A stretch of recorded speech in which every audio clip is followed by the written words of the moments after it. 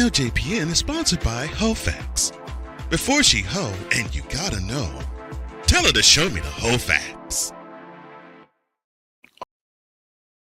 On your mark, get set, let's go. I can't do it. We'll do it live. Do it live! I'll write it and we'll do it live! Mister, will you please wake up? Montana looking, throwing in the end zone. Caught it! Right. Palmero over the head of Jenks. Uribe charges, throws, out! And the White Sox have won the World Series. And that'll do it. It's over. The Golden State Warriors return to a familiar place. They're on top of the NBA world. We're down to 2, now to 1. Here's Jordan. Yes! It is all over the Chicago Bulls. This is Snowman in the Morning. Hey, this promises to be fun. Oh, yeah! It is Thursday. No, it is not Bronze Session Confession Wednesday. It is Thursday. Welcome to another edition of Snowman in the Morning with Cole Johnson. I am one half of that duo, Cole Johnson. I'll explain the other half and why he is not here later on in this program. Now, this will be abbreviated because I have to roll after about another hour. So this will be an abbreviated 1 hour edition of Snowman in the Morning with Cole Johnson. Well, on tap this morning, we will later, of course, along in this show, have Chris Dietz, the man that is in charge of the Fit Down Sports Show. Of course, we'll have a lot of things to talk about: college football, possibly some issues about football, football at large, and who knows, we might actually have some comic stuff we talk about. But that is how we normally roll. We just simply roll with the punches, or in the case of Dietz, we just roll with the Thor axe. But until his appearance, we have this for the whip around.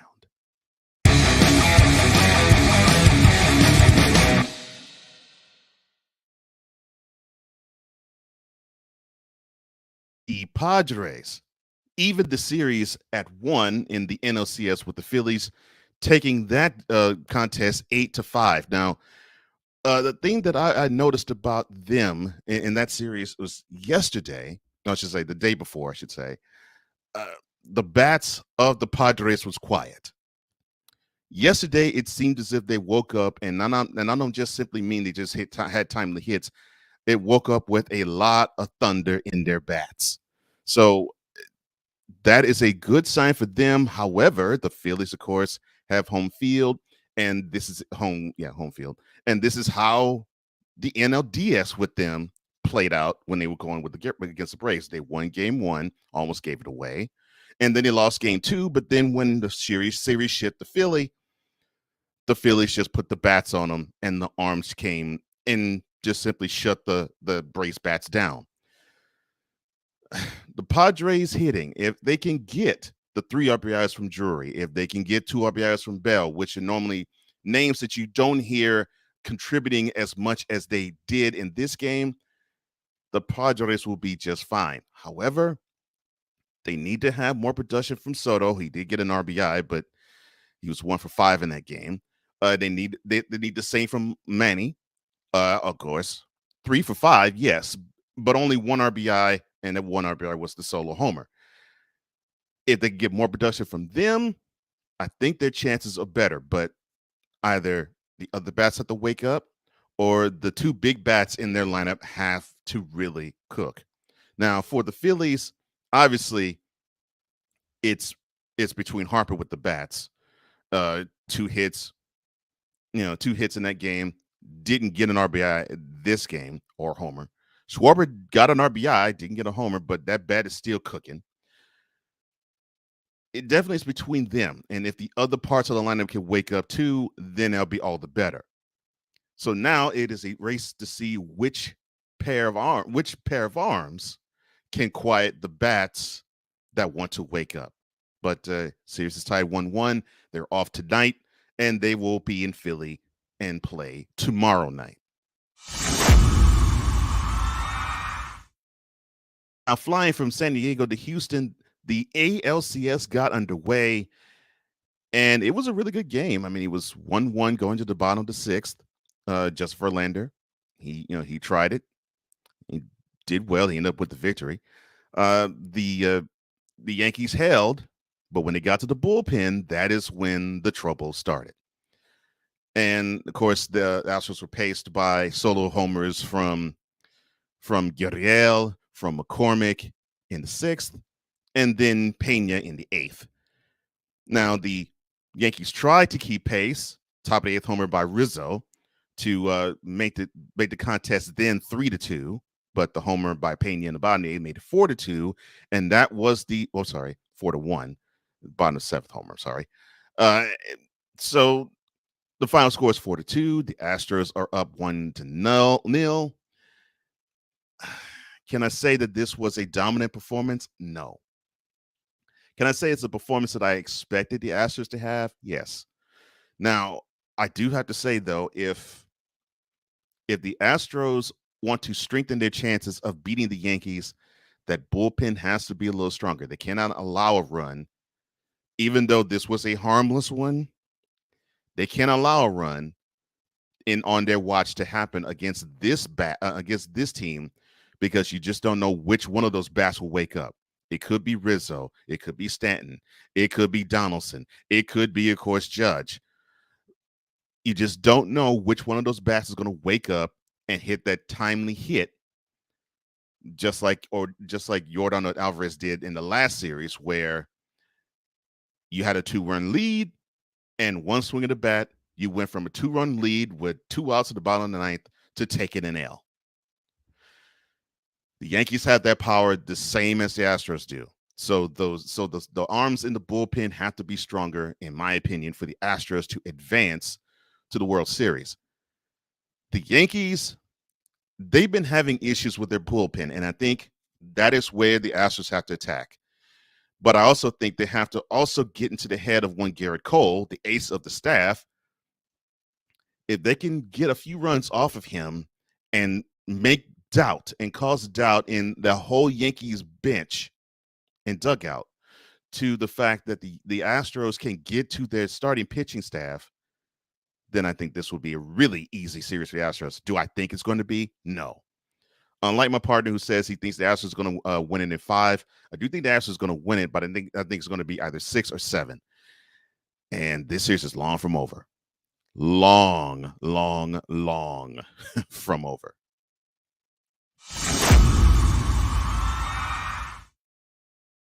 We want to right now take this time to thank you for doing the solid and having us get this man on the Greyhound to Brooklyn, because we actually saw him play for the first time in almost 16 months. I was so excited for him. Oh Lord, I hit the wrong button. Forgive me. I'm so sorry. Well, that might as well be the performance that he performed, because when Ben Simmons got on the court in the 130-108 butt whooping that the Nets took, 4 points, 5 rebounds, 5 assists. He had more fouls than all of that, and he fouled out in the game, only going 23 minutes in.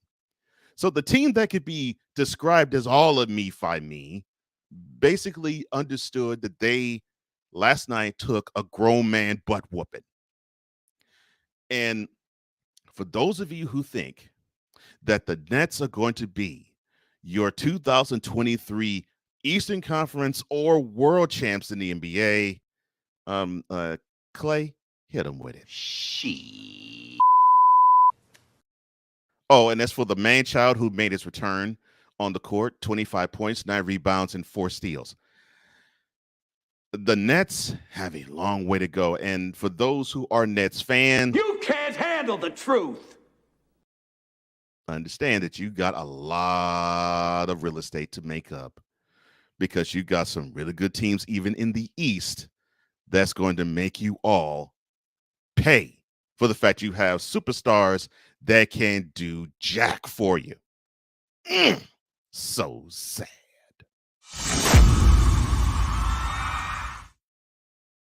a way around the NBA that basically this was the opening night for the other 2018, the 2016s. I'm sorry. The Pistons at home held off the Magic 113-109. The Wizards went on the road to Indy, got a victory there, 114-107. The Hawks at home defeated the Rockets 117-107. The Bulls, they started their season in Miami and they got the victory in MIA 116-108. The Cavaliers, they went across the border north to Toronto, but unfortunately they took a 108-105 loss. To me, the game of the night, Memphis and the Knicks. The Knicks forced it to overtime, but the Grizzlies was too much. Should I say Morant was too much. 30 points in that game. 115-112 was the final score there. The Timberwolves over the Thunder, 115-108. And now what I would describe as the Anthony Edwards era. The Hornets buzzed all over the rebuilding Spurs on the road, I would add, 129-102. The Jazz beat the Nuggets, beat them silly, 123-102. The Kings trying to start and I guess you could say trying to how can I say this? Boast of the hopes of one Wise El Jefe and saying that they are a team on the rise and the playmaker. But they fell to the Blazers, 115-108. And the Mavericks, yes, the team that bounced the Suns from the playoffs in May, they went to Phoenix. They had a double-digit lead, and they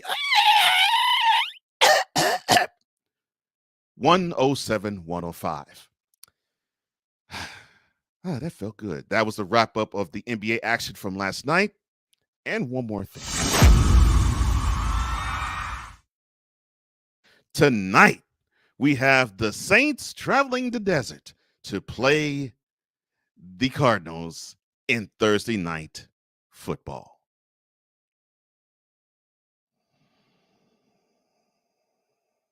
Bitch, are you for real?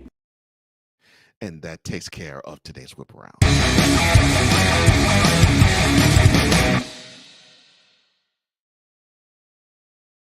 Before we bring on our Thursday guest, we're going to make our way to the chat real fast. Dietz will be on tap in a few minutes. He says, ready to roll when you need me, Cole. And, of course, I'll touch on that afterwards. Vic says, good morning to everybody. Dietz says, good morning, Victor. Saw your throwback topic from when he came on. He says there's a story attached to it. So we'll find out when Totally Dietz begins. Good morning from A Pizzo 90 and also from Sig Diggy. Good morning, Vietnam. And good morning to you, A Pizzo. Good morning to you, Sick. Hawk TV, yo. Yeah, now hopefully your Commanders can take that victory they had last Thursday and build on it. And prayers to Carson Wentz. But unfortunately, I really believe your team has upgraded because I think they're better with Tyler Heineke being under center. And we'll see coming Sunday. Six says, big brother Austin Nola got the better of his little brother Aaron Nola. And that's true. Playmaker, good morning. Thank you again. Thanks to the Playmaker for being with us all day yesterday and most of the show on Tuesday. Totally appreciate it. Six says, despite the loss, the Yankees had a good showing for themselves. Considering that they clinched a series and then they had to go to a first pitch, and that was a 24-hour span. Yeah, that's why I'm not saying, oh, the Astros in 4. No. No, the Yankees are too talented of a team to just simply dismiss. They'll be back, and they're going to put a lot of pressure on the Astros. Just we all wait. Six says the Astros are well rested and well prepared. The Yankees are running on their reserve tanks with less than 24 hours rest. And A Pizzo, when I made a mistake on the button, said, oh no. Six says, you're welcome, Cole. We had to whoop Ben Simmons into shape. And yes, I dedicate all of this to you all. You told Ben Simmons that his role was to be a basketball player. And now we almost have to retire this because we now have seen the man. Although he played limited action, we actually now can say we have seen him. Hall TV says Stephen A. Smith loves himself some Nets. You're right. He loves talking about them a lot. Victor says, speaking of which, Tyson Foods is evacuating Chicago. They've escaped the clutches of the ever-living. Six says, that's cold, Cole. You summoned Uncle Foot accidentally on purpose. Or was it purposely on accident? He also says, don't forget to hit the like button. And don't forget to share and don't forget to subscribe if you haven't to this wonderful channel on YouTube. He says, he also says, hey, Pizzle, what's good? Hope your morning's good. Sheed, we here. Yes, we are, brother. And I'm glad you're here. Good morning to you, man. I hope everything is well with you in your world. And A Pistol says, good morning, sick. Every day above ground is a good day. And I cannot agree more with that gentleman right there. And with that, we now segue to this. Passionate. Come after me. I'm a man. I'm 40. Unflinching. Let's go back to losing.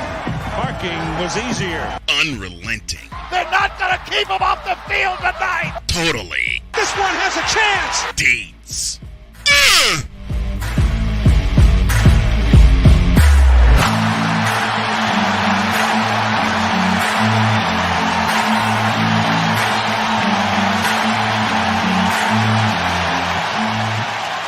That's not just a murmur, that's a full-blown fibrillation. And as he does every single Thursday morning, the man with the Thor hammer joins us as we are in totally Deeds land with the man who runs the Fifth Down Sports Show, Chris Deeds. How are you, man? What's going on, Cole? Everything is good. Everything is good in unprofessional land. We totally appreciate it. So I know Snowman's not here this morning, so I figured the show needed a little more star power.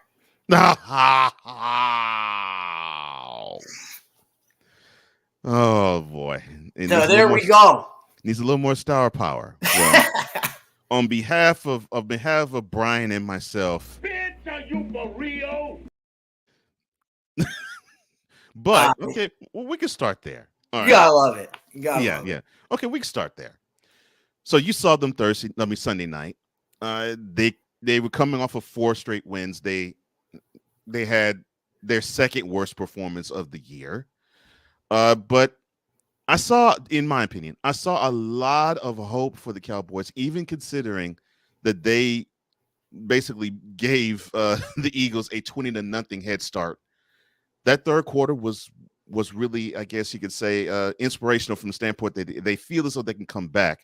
Were you able to take positives from that 26-17 loss to the Eagles, or are you still concerned about the fact that, well, maybe this team isn't good enough to play against the elite? No, the positives that I took from Sunday night were I didn't expect the Cowboys to win that game in preseason. So in my preseason picks, I didn't even have them winning that game anyway. And the funny thing about being a Cowboys fan is when your team loses, everybody's got to come at you. Oh my God, your team lost. It's the biggest thing ever. And I'm like, did you listen to the show on Thursday where I picked the Philadelphia Eagles to win? Do you understand that I was coming into this game hoping that the Cowboys would win, but I didn't think they were going to win on the road, and I was waiting for the shoe to drop. I was waiting for Cinderella's slipper to fall off, and it did. Yeah. And I actually said this on the program, and I believe this wholeheartedly. Football is not about winning every single week. Football is about facing adversity. It's not how you play when your team's ahead. It's how you play when your team is facing adversity. Right. So everybody out there that was saying Cooper Rush should be our starting quarterback, and I'm like, he hasn't thrown for 300 yards yet in a game. Relax. Right. And then we saw what he did the other night. I mean, the one play that tells you everything you need to know was third quarter, Eagles had just scored a touchdown. Cowboys get the ball back. First play, CeeDee Lamb is running wide open. There's nobody within 20 yards of him. But because Cooper Rush gets hit by Brandon Graham, the ball floats to the inside and it gets intercepted. And that was, I mean, and people were saying, oh, what would happen? I was like, if Dak's there, Dak's a bigger guy. Dak makes that throw. Even getting hit by Brandon Graham, Dak makes that throw. I agree. And CeeDee Lamb, the whoever the cornerback was, he fell. He fell down and CeeDee Lamb was wide open. All he has to do is get the ball 5 yards to the left, and CeeDee Lamb is still running to this day. And yeah, if I were a Cowboys fan, I would have gathered hope too, considering that yes, you had your backup quarterback in, and you actually won 4 games with him. You got to this game with the team that's undefeated the positive on the road, that you take from that is the Cowboys could have easily, at 20-0, they could have easily gone in the tank. Yeah, they could have easily gone in the tank and gotten away from it. But what did they do to come back? I mean, what did they do to get back in that football game? It wasn't because Cooper Rush threw them back in that game. No. It was because Ezekiel Elliott ran them back in the game. And that has been my – whenever I see the star as of the last 5 years, that has been my gripe with them. The team is built on a run-structured offense. You run, you power run, you play action off of it, and you give your defense a chance to be athletes because they will not be on the field as long as they have been.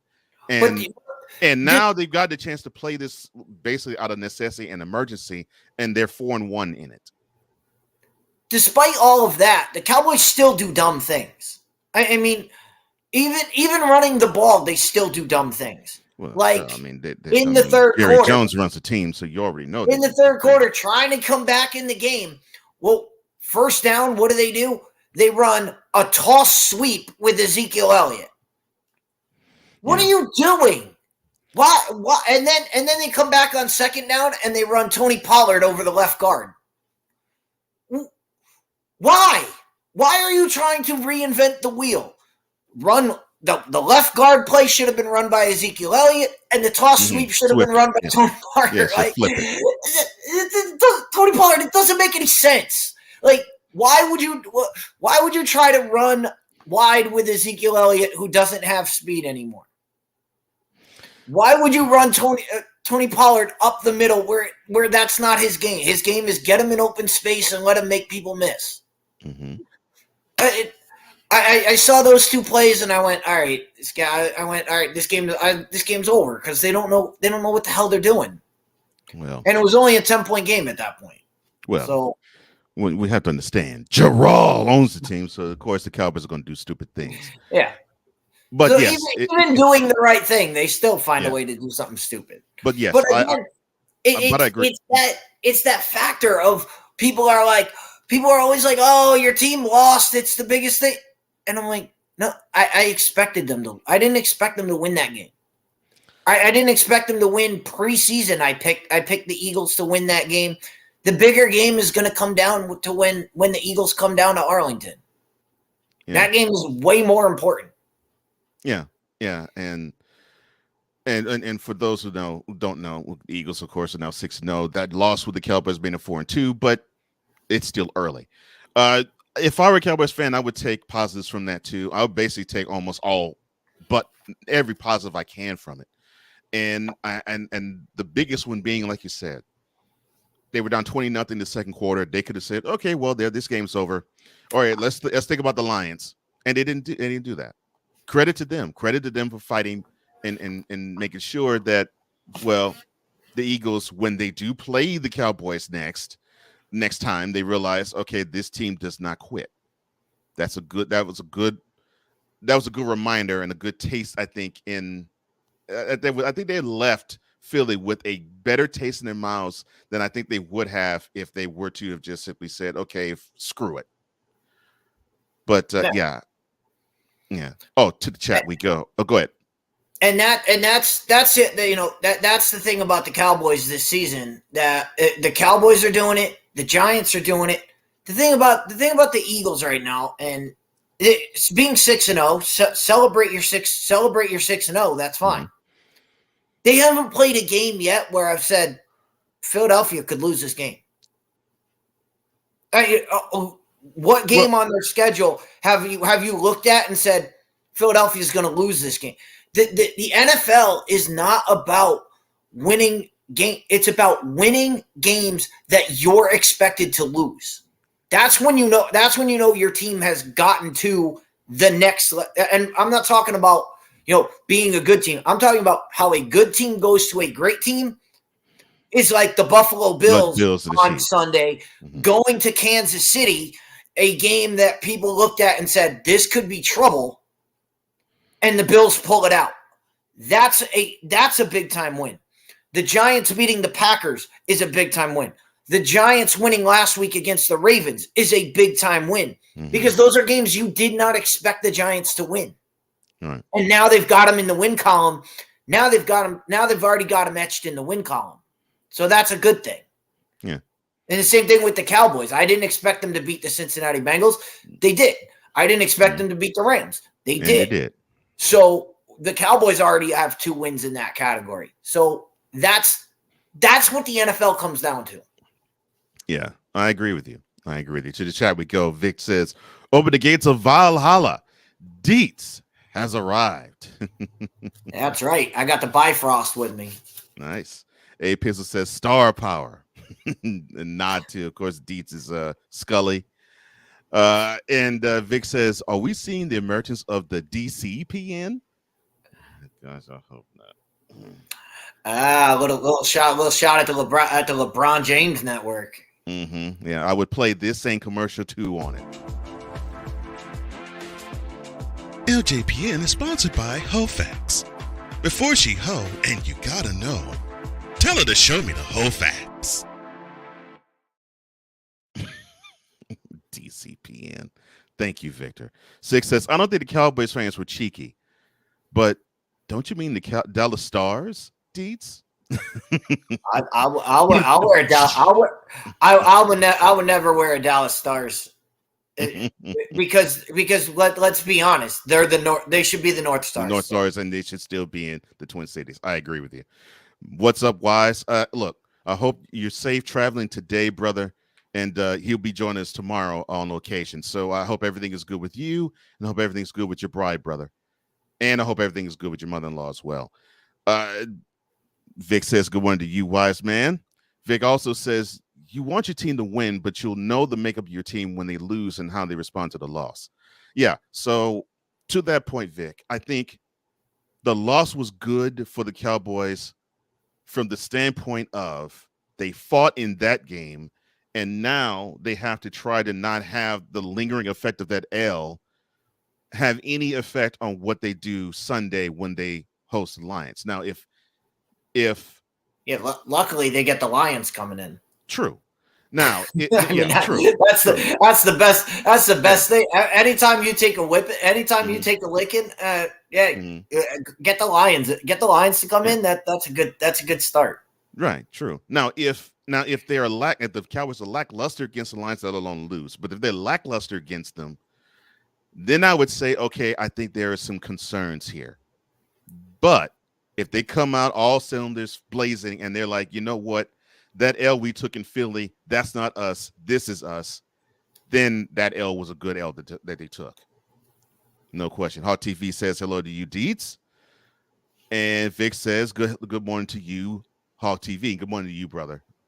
6 says, agreed, Dietz. It's easy to be confident when the team is ahead. It's a lot harder when they're trailing. Always. Yeah. Just ask Lamar Jackson. Thank you. Not 1, not 2, but 3 double-digit leads, and they all turn to L's. Yep, that is this season.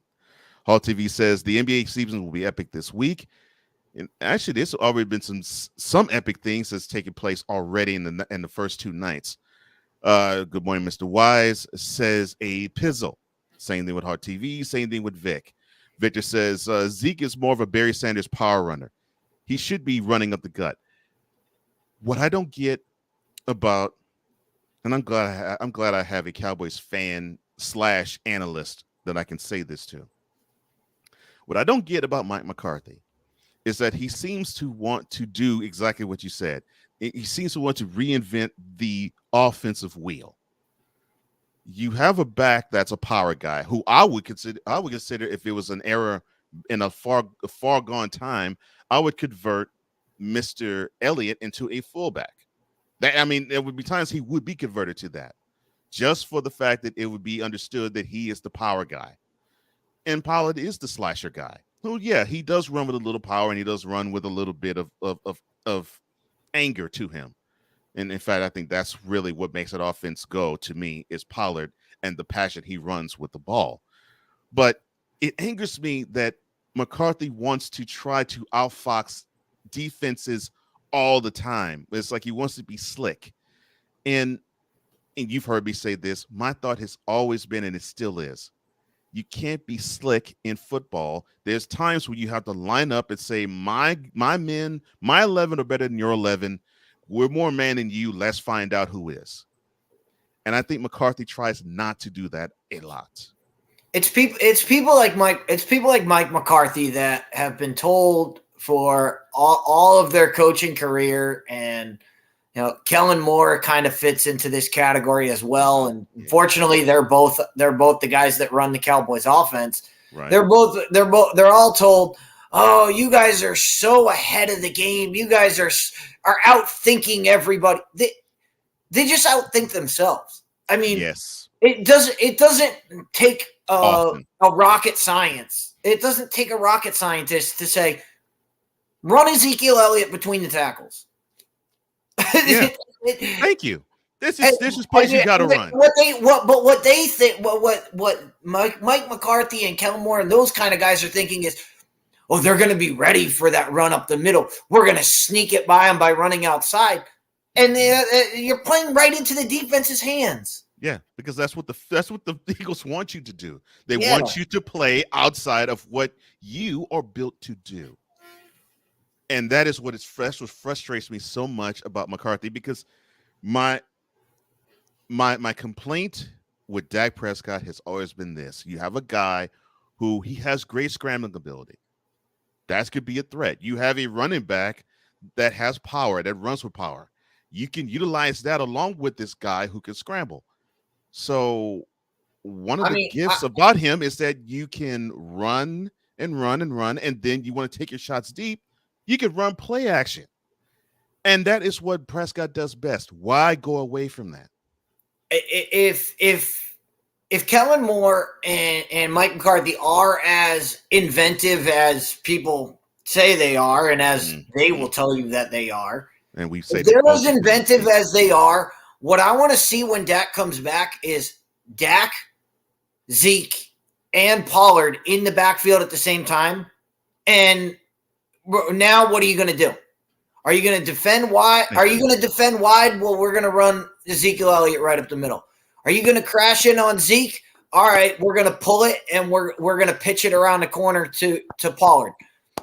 If you're going to keep your ends back and not rush the quarterback, well, guess what? Dak's going to have all day to throw to guys like CeeDee Lamb and Michael Gallup down the field. So, and I'll tell you what, another positive from Sunday night, I know there's a lot of this tight end from Wisconsin, Jake Ferguson. He's the real deal. You may have found another weapon. Yes, I loved it. I love that kid. I agree. I was about to say you may have found another weapon. I loved him in college, but I saw him the other night. He was a beast. Yeah, and he has good moves for a big guy, so that helps too. So yeah, I think definitely I think when Dak comes back, you might see more of him in that lineup too. You might see him go to him more often. But again, Kellen Moore is not a two-back. He's not a two-back guy. He's not. He's never been a two-back guy. But again, when you have two backs like this, why wouldn't you if they're your best players, why wouldn't you put them on the field together? Yeah. That's what I want to see from Kellen Moore. It only makes sense because the goal of an offense, and I was offensive lineman, the goal of an offense is keep the defense guessing. You don't, Absolutely. Yeah, you can, there's going to be times, there's situations of football, 3rd and 1 and 4th and 1, where you pretty much know, okay, it's probably going to be one of two plays. cool. But you normally, in that situation, think that you have to trust the offensive line to move the defensive line 3 feet back. Besides that, the goal of the offense is to keep the defense guessing. If you can do that with a 2-back set and a guy who can scramble, by all means do it. And that is what I've had issue with. I mean, look, I can tease Cowboys fan all day long, but as an analyst of the sport, to me that has never made sense. Never made sense.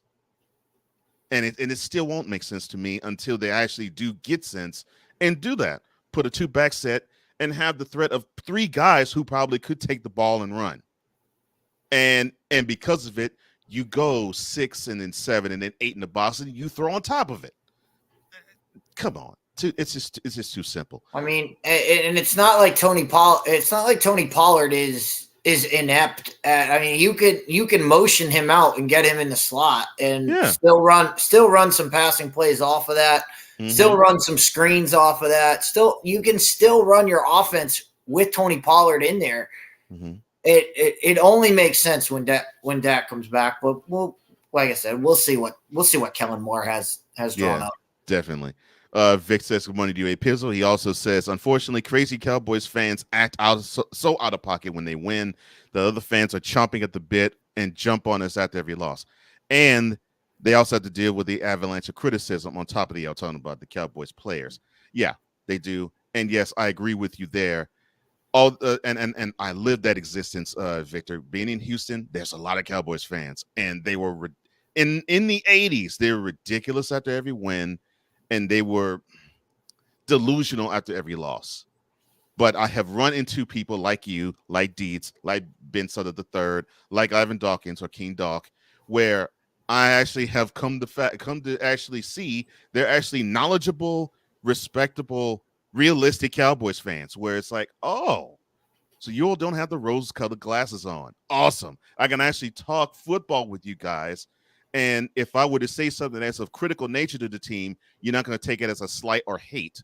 You're actually going to take it as a guy who's seeing, this is out of pocket, and this is in pocket. Like, for example,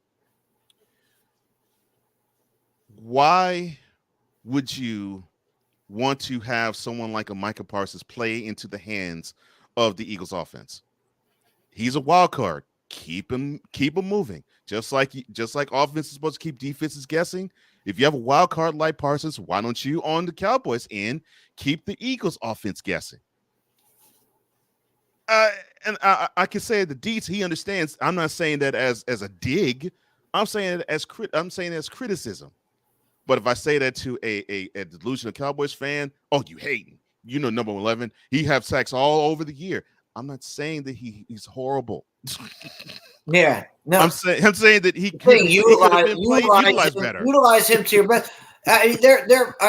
There are plays I still wonder, like Dan Quinn dropping Micah Parsons into the flat.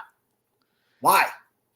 Why are you dropping your best pass rusher into the flat? Again, these are coaches these are coaching situations where they're, I'm going to outthink them. But you're going to outthink them by hurting your team to do something stupid. I understand I think you do too. I mean, you're a bright football mind too. I understand from the standpoint of there's times you want to show that you can rush with 4, and you know you have trust with DeMarcus Lawrence pushing the offensive line back. But I'm with you.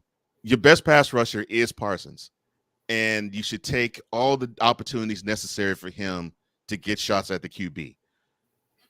I do believe that they play into the hype of him being LT because Lawrence Taylor was a guy who run stopped. He was the one who pass rushed, and he was the one who did drop back in coverage. So they hear all that, and they say, well, let's prove that number 11 could do the same thing that number 56 of the Giants could do. But to the detriment. Go look at those games. Go look at those games. To their detriment. Bill Belichick, the best defensive mind we've ever seen. Yeah. How many times did LT drop back into cover? It was not like once or twice a season. Yeah, not a lot. They knew. Bill Belichick knew, I got this guy. He rushes the passer well. That's what you're doing. Mm-hmm. He didn't try to reinvent it. Like, yes, there would be times where he would do his zone blitz and try to do something, but it was like once or twice. Like, it was once or twice a season. Not hey, we're gonna do this once or twice a game. It was very rare to watch LT drop in coverage. Mm-hmm. Yeah, it was rare. And when he did, good things actually happened. But you're right, it was rare because he was the best pass rusher of that decade.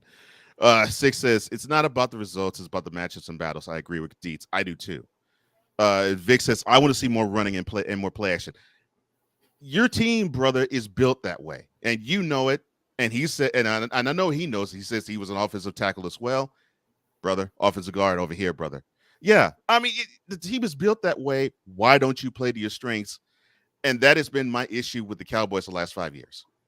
It's like, good Lord, you got this team built for power running, and you now have a defense where you can force 3 and outs. Why would you want to throw the ball over the field as an offense and risk your defense to be out and have the tongues wag? That to me makes no sense. This year, it's been out of necessity that they haven't put the defense in that position, but the previous years under the Mike McCarthy regime in Arlington, Texas. That has been the case. Six says, so basically these guys want their running backs to dance for yardage instead of hitting defenders, or at least hitting the holes. Yeah, just hit the hole. I mean, we've seen it in Dallas all the time. Emmitt Smith was never the fastest guy in the league. However, he could hit the hole better than anybody. And once he got through the hole, that was it. He was the gift of Emmitt. And people want to say was all that offensive line. Well, I'll admit that offensive line did help Emmitt Smith become Hall of Famer, but good offensive lines do that for just about every running back. He did, but you always go back whenever anybody talks about Emmitt Smith. You always go back to 1993, where the first 2 games with the same offensive line, the Cowboys didn't rush for 100 yards. They did not rush for 100 yards in both games combined. They were flatlining. Yes. Emmitt Smith comes back in game 3. They only lost one. I know he has a bad game.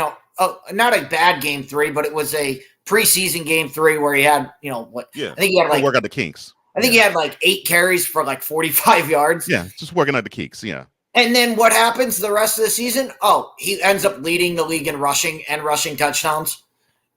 When they hadn't rushed for over 100 yards in the first 3 games, but the last 14 games, he ends up leading the league in rushing. Like that. People say, "Oh, it was all the line." No, it was the guy running behind that line. It was both. Yeah, it was both. Here's all you need to know about Emmitt Smith in 1993. So, the team, when Emmitt came back, only lost 1 game. And you know what that game was? Thanksgiving Day, when Leon Lett messed up a blocked field goal. If he did not touch the ball, guess how many losses the Cowboys would have had that year with Emmitt Smith all year long? 0. It took a mistake at the last second of Thanksgiving Day for me to not say that when Emmitt Smith in 1983 was on the team, the Cowboys didn't lose a game. That is how important that. And then, of course, later on that year, he separates his shoulder, and he still ends up with 163 yards rushing. And he separates his shoulder in the first quarter after rushing for 100 yards in the first quarter. Yeah, separates his shoulder. And then busts off a 40-yard run in overtime. Mm-hmm.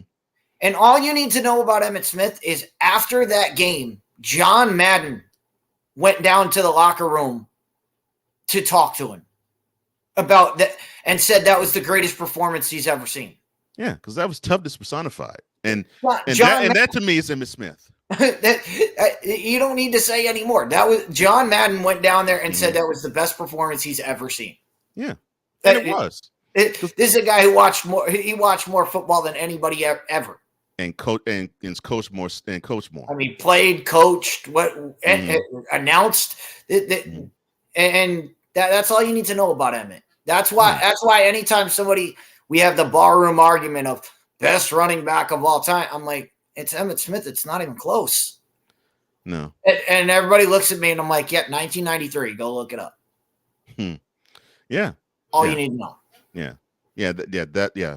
So after that year, I always had a lot of respect for Emmitt because that last game, that last regular season game, I mean, yeah, that would have had the average running back sitting on the sideline. So I don't mean to produce the show, but I think we got a lot of people in the chat now. So let me do my throwback topic for you, Cole, and I think you'll like this one. Okay. So the story I have is at work this week, we have been listening to we have Sirius Radio at work, so we get all these stations. And for some reason, they've put on the oldies station. And the oldies station, what I was thinking of, there are two topics I want the chat to think about. One is, have you ever listened to the oldies station? Like, I don't know if you guys have one down in Texas. But the DJs all have awesome names. Like DJs from the 60s and 70s, like the guy we listened to, Shotgun Tom Kelly. Like that's just a cool name. So I want to know if the chat has any throwback from the old school time of days, because that was like the coolest name. You hear people now, it's like DJ Khaled and blah blah. I'm like, come on, come up with a better name. Mm-hmm. But yeah, so that's one thing I want to hear. I want to hear some good nicknames that we could give some of the DJs out there. But the other thing that the other more interesting topic is I heard some songs that were big hits back in the 60s. I mean, I'll name some of them and you guys will be like, that was a big hit. However, what I was thinking of, like I heard the song, friend, and you're gonna be in trouble. You know that song. Everybody knows that song. My boyfriend's back. Yes. I was thinking of this. If that song came out today, if that song were produced today, just the lyrics of that song, it would get destroyed by people on Twitter. That's politically incorrect. Blue-haired activists, people, they would murder that song. It would be considered politically incorrect. They wouldn't let it see the light of day. Yeah. So I want to know from the chat if they've got any songs that you can remember, like old school songs that would never fly today. Like because there are a bunch of them that I heard over the radio that I was like, wow. I was like, this was a Billboard top hit, and there is no way this would make the air today. That was one of them. Another one was, I'm a girl watcher. I was like, wow. This song is not going to make it. Oh, it's another one, The Wanderer. I mean, look, obviously, times are different because you could say and do things in one era where you can't do it now. Like, heck, and it didn't have to be the 60s. I mean, think about it. There's a song in the 90s where it's a group by name of Mook and Steph. They came up with a song called He's Mine. May have had him once, but I had him all the time. Now, if this was a girl group, if they were to come out with that song in 2022, you have every feminine group known to man clown them. It's Salt and Pepper. I mean, you go back to Salt and Pepper. What a Man. You think What a Man would get through today? Yeah,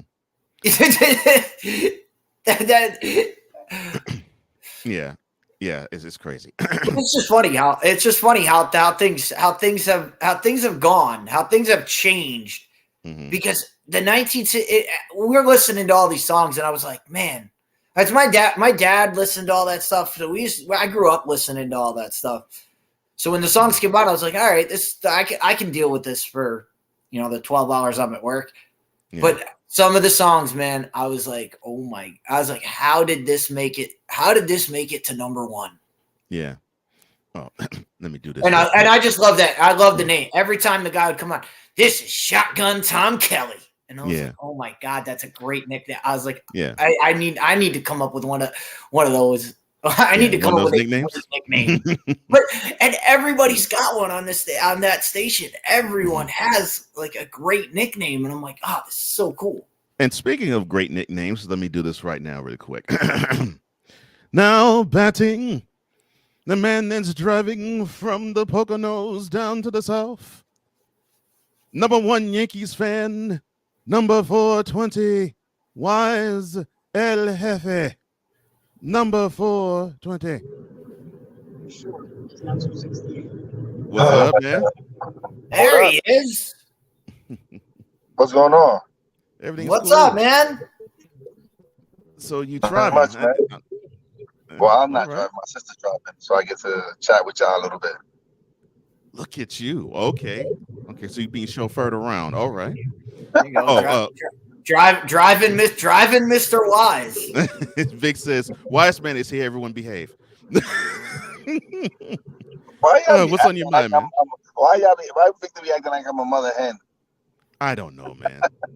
they don't know you like we do. But what's on your mind, man? Not much, brother. Just good game by the Astros yesterday. Congratulations to them. Yeah. But my Knicks looking good. Even though they got a bunch of bull calls. Look, they want to road to Memphis. I mean, look, and they forced an overtime. So yeah, I'd say that's a good one for them. Although they came over the L, that was a good performance by them. No, it was. Cam Reddish showing that he wants to play. Mm-hmm. The Nets got their ass beat.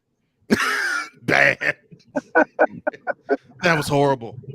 Yeah, you talked about the Knicks. I mean, the Knicks lost on the road to Memphis. The Nets lost at home to the Pelicans, and they got lambasted. Well, you can't see the Pelicans. Everybody keeps talking about Pelicans are pretty good, man. Pelicans are a good team. And if Zion can play this year, that's your key right there. And it looked like he was playing real well yesterday. So that's your key right there. If he could stay on the court for the majority of the year, the Pelicans and guys, you can make a lot of. I just don't like that stat line from Zion. I don't like him being over 30 minutes. I would rather see him under 25. At least for now, yeah. I'd like to see him 25. Kind of get the engine running and see where it goes from there. He's actually in really good shape this year, man. He looks real good. Yeah, he does. He does. And the stat line was good. 24 points, 9 boards, and 4 steals. I think I like the defensive effort more than the offensive effort. I was like, if he's willing to commit defensively like that, I really like that. I really like him. And I like what he can produce for the Pelicans.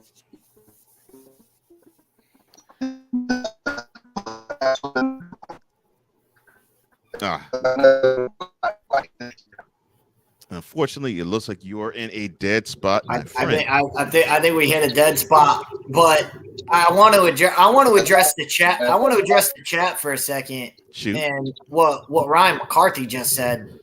17 strike. I mean, what else? What other baseball have you been watching? This has been the Yankees all season.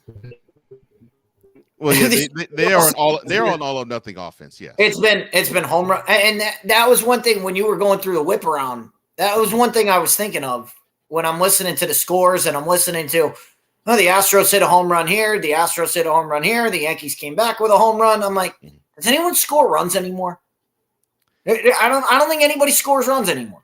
It's home run or nothing. Here's the funny part.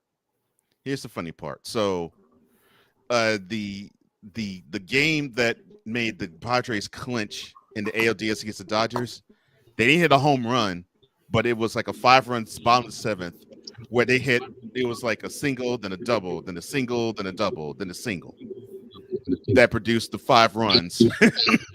So yeah, I loved it from that aspect because I was like, good.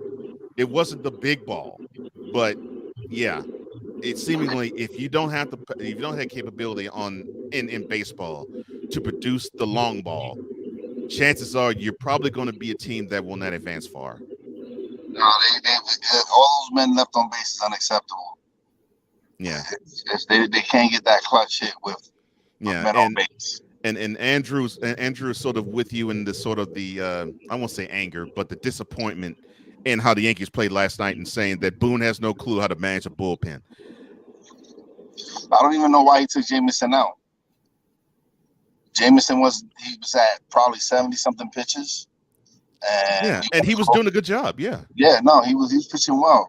And for him to take him out and go to the bullpen, which has already been shaky, it was just ridiculous. If we lose this series, I see changes coming. Aaron Boone has to go.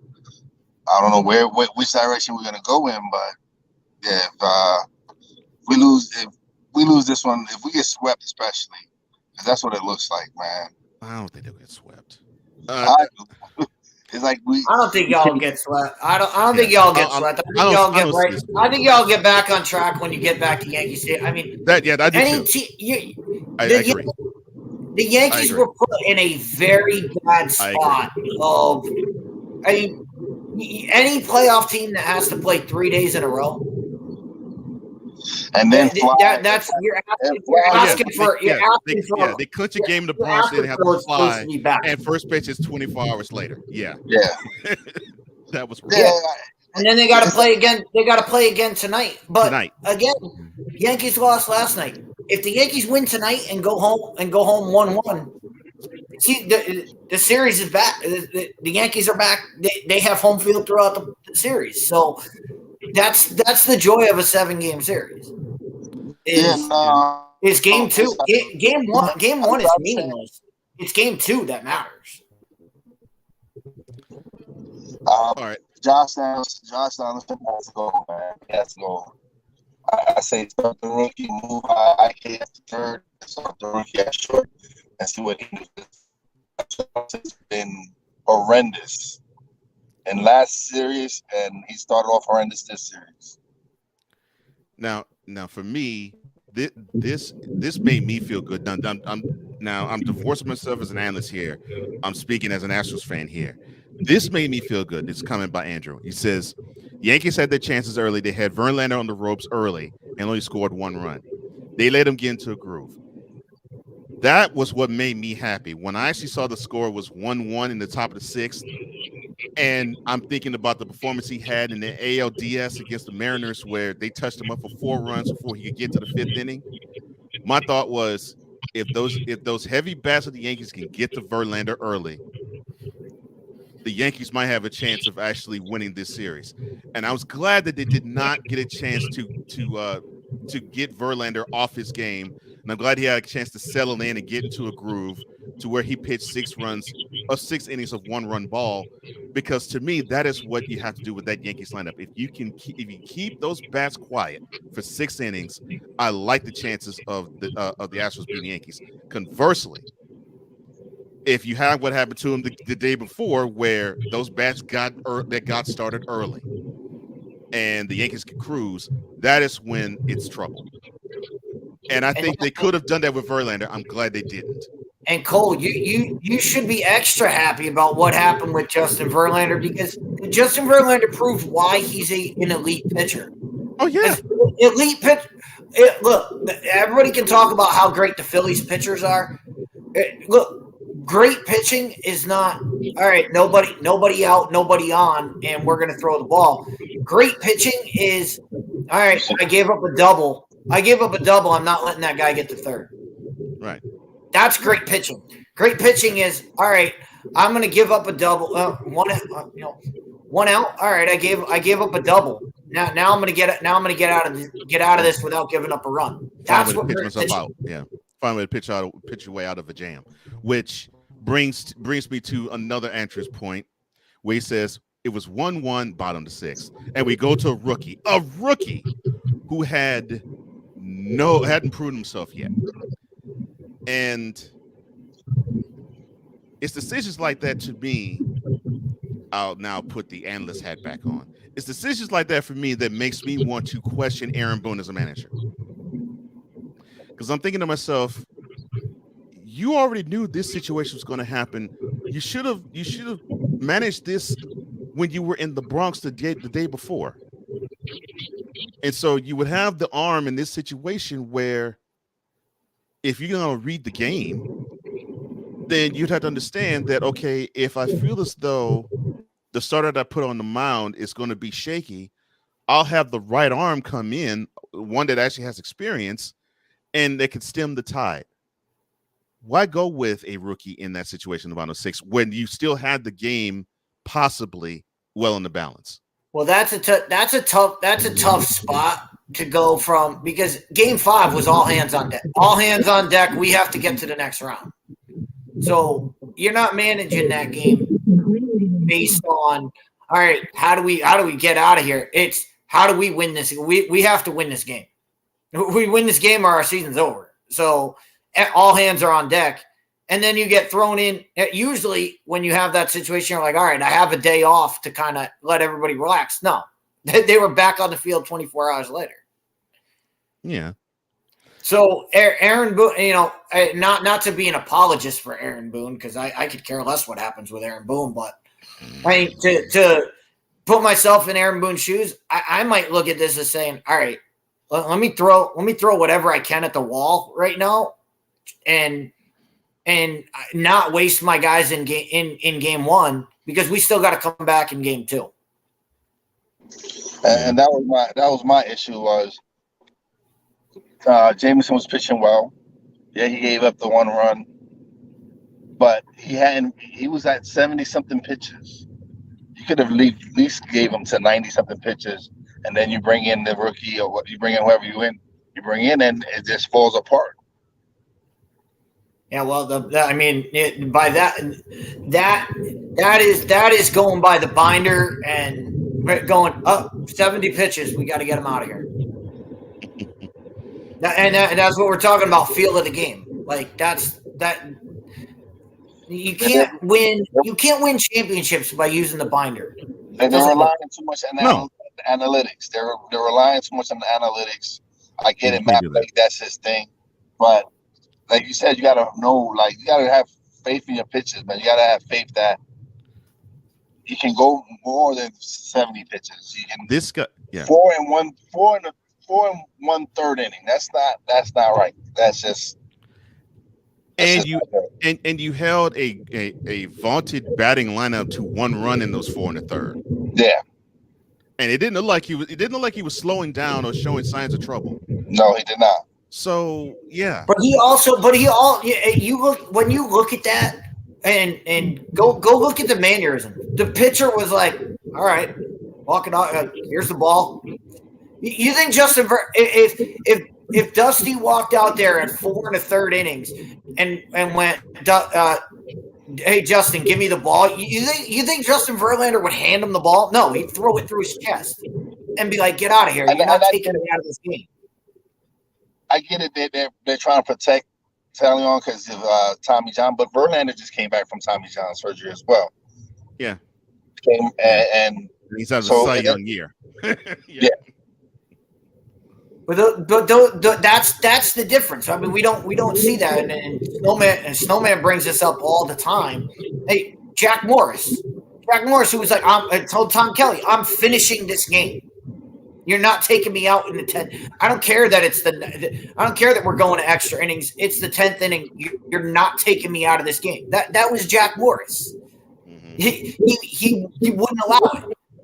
Yeah. You think a guy would allow that today? I would have told Aaron Boone, get your ass back in the dugout. I'm finishing this inning. At least, yeah, you could at least give him 5-6 innings, man, and then you would have taxed the bullpen the way you did. You can tell me, you can give me the ball. If Aaron Boone had come out, I would have said, you can tell me when I come in the dugout, like, hey, you're not going out for the next inning. Okay, but you're not taking me out in the middle of an inning. You're not taking me out mid-inning, fourth inning into the game. That's why did you have me start the game if that's what you're gonna do? Yeah. But Yeah, looks like we lost Cole for a minute, so I'll take the reins here. I just want to say this I want to say this because I know we mentioned it earlier.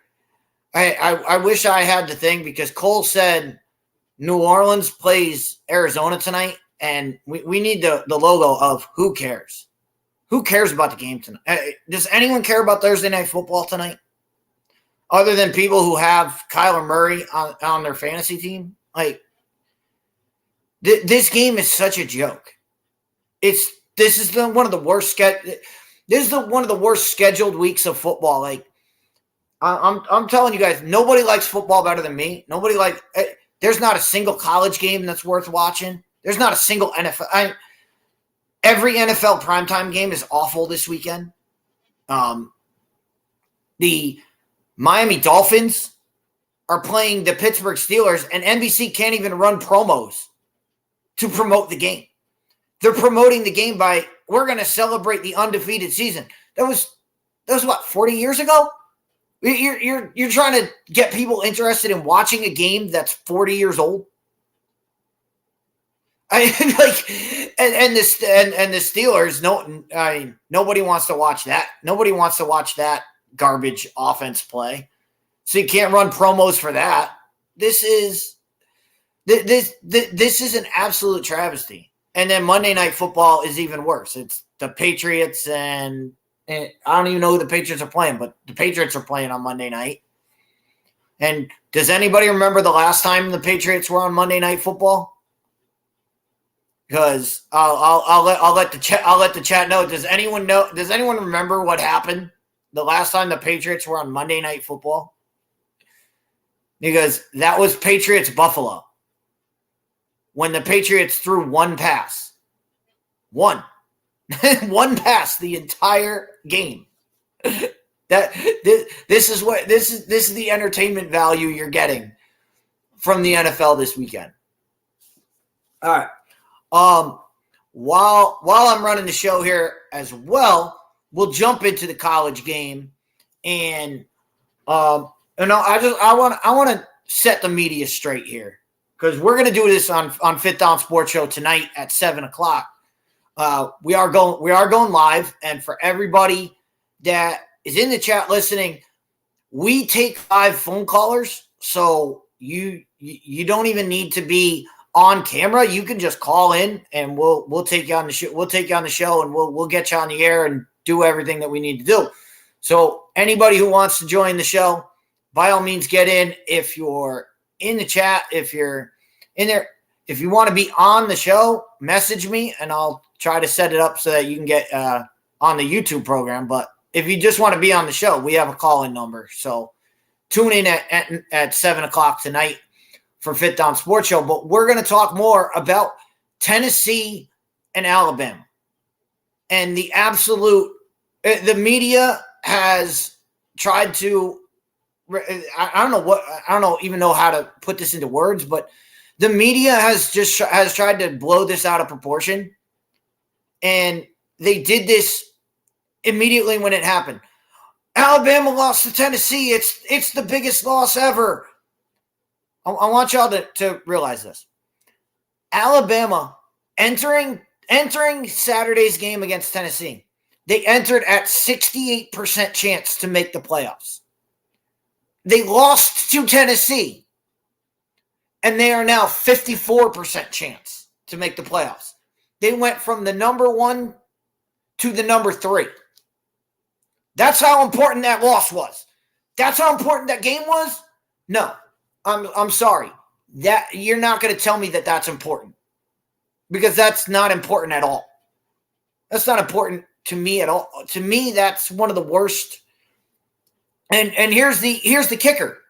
Tennessee entered that game as a 46% chance to make the playoffs. They beat Alabama. Probably jumped up. I don't look at the polls, so they probably jumped up to like number 3 in the country or whatever. However, in playoff predictions, they jumped from 46, they went to 48%. This is where This is why I said this after the game. It is the most meaningless win. The only people that win was important to was Tennessee fan. Tennessee fan, you awesome. Celebrate your victory. To everybody else in the country, that game was meaningless. And I know everybody celebrated Alabama losing because everybody celebrates when Nick Saban loses. But guess what? And I had people saying, I had people all night saying, Alabama's finished. And I had to remind them. I had to go, let's use historical data here. I know it's been a long time. Last year they lost to Texas A&M, and they ended up playing in the national championship game. So Alabama's not finished. They're not done yet. So welcome back, Wise. How's the trip going? What's going on? I'm telling you, man. This is the worst. This is probably the worst slate of football we've had all year. This weekend coming up. I don't even know of any big games that are coming up this weekend. And it starts tonight with the meaningless game in the desert.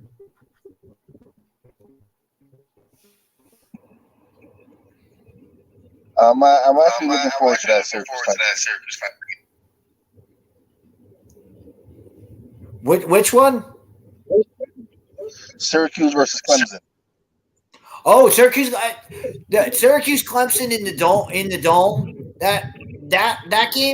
That game matters just because it's Clemson, but nobody really cares about Syracuse, right? I mean, everybody's happy that Syracuse is 6-0. And they're like, oh, my God, Syracuse is 6-0 for the first time and blah, blah, blah, blah.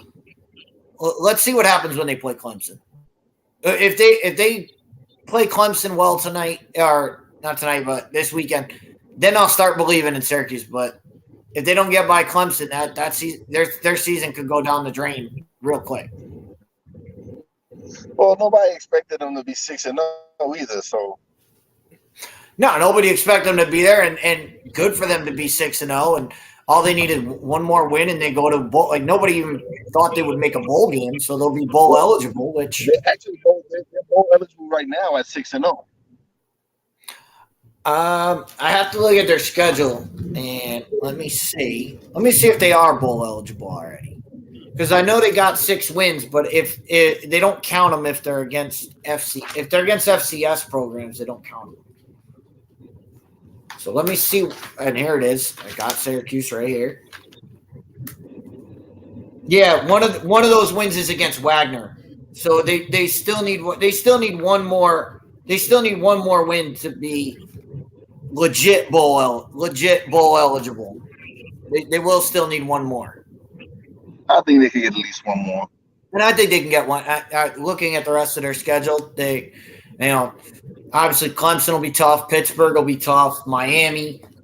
But I know they have Duke on. I know they have Duke in there, so they should be okay. Let me see who else they have on the schedule. Yeah, Florida State at home and at Boston College. So they should get those. They do have a game with Notre Dame coming up. The toughest team. No, it's not the same Notre Dame team. I talked about this. I think with Rod's show on Monday. I think he asked me what coaches are on the hot seat, and I said Marcus Freeman. You cannot start with 3. You can't have a 4 or 5 loss season at Notre Dame like that, and that's what it's shaping up as right now. You can't lose to Stanford the way he did last weekend. Yeah, he's just. That's just starting your career off. You're in trouble, and we know what happens at Notre Dame. I mean, go back to Tyrone Willingham. This is exactly what happened with Tyrone Willingham. Tyrone Willingham had a rough first season, and he never recovered. Well, listen. if he doesn't turn it around, I don't see him lasting this one. I think this might be his only year. I mean, it's gonna get worse. They got Notre Dame still has Clemson, USC on the schedule. I mentioned Syracuse on the schedule. Notre Dame. If Notre Dame doesn't make a bowl game, he could easily. If Notre Dame doesn't make a bowl game, that's a fireable offense.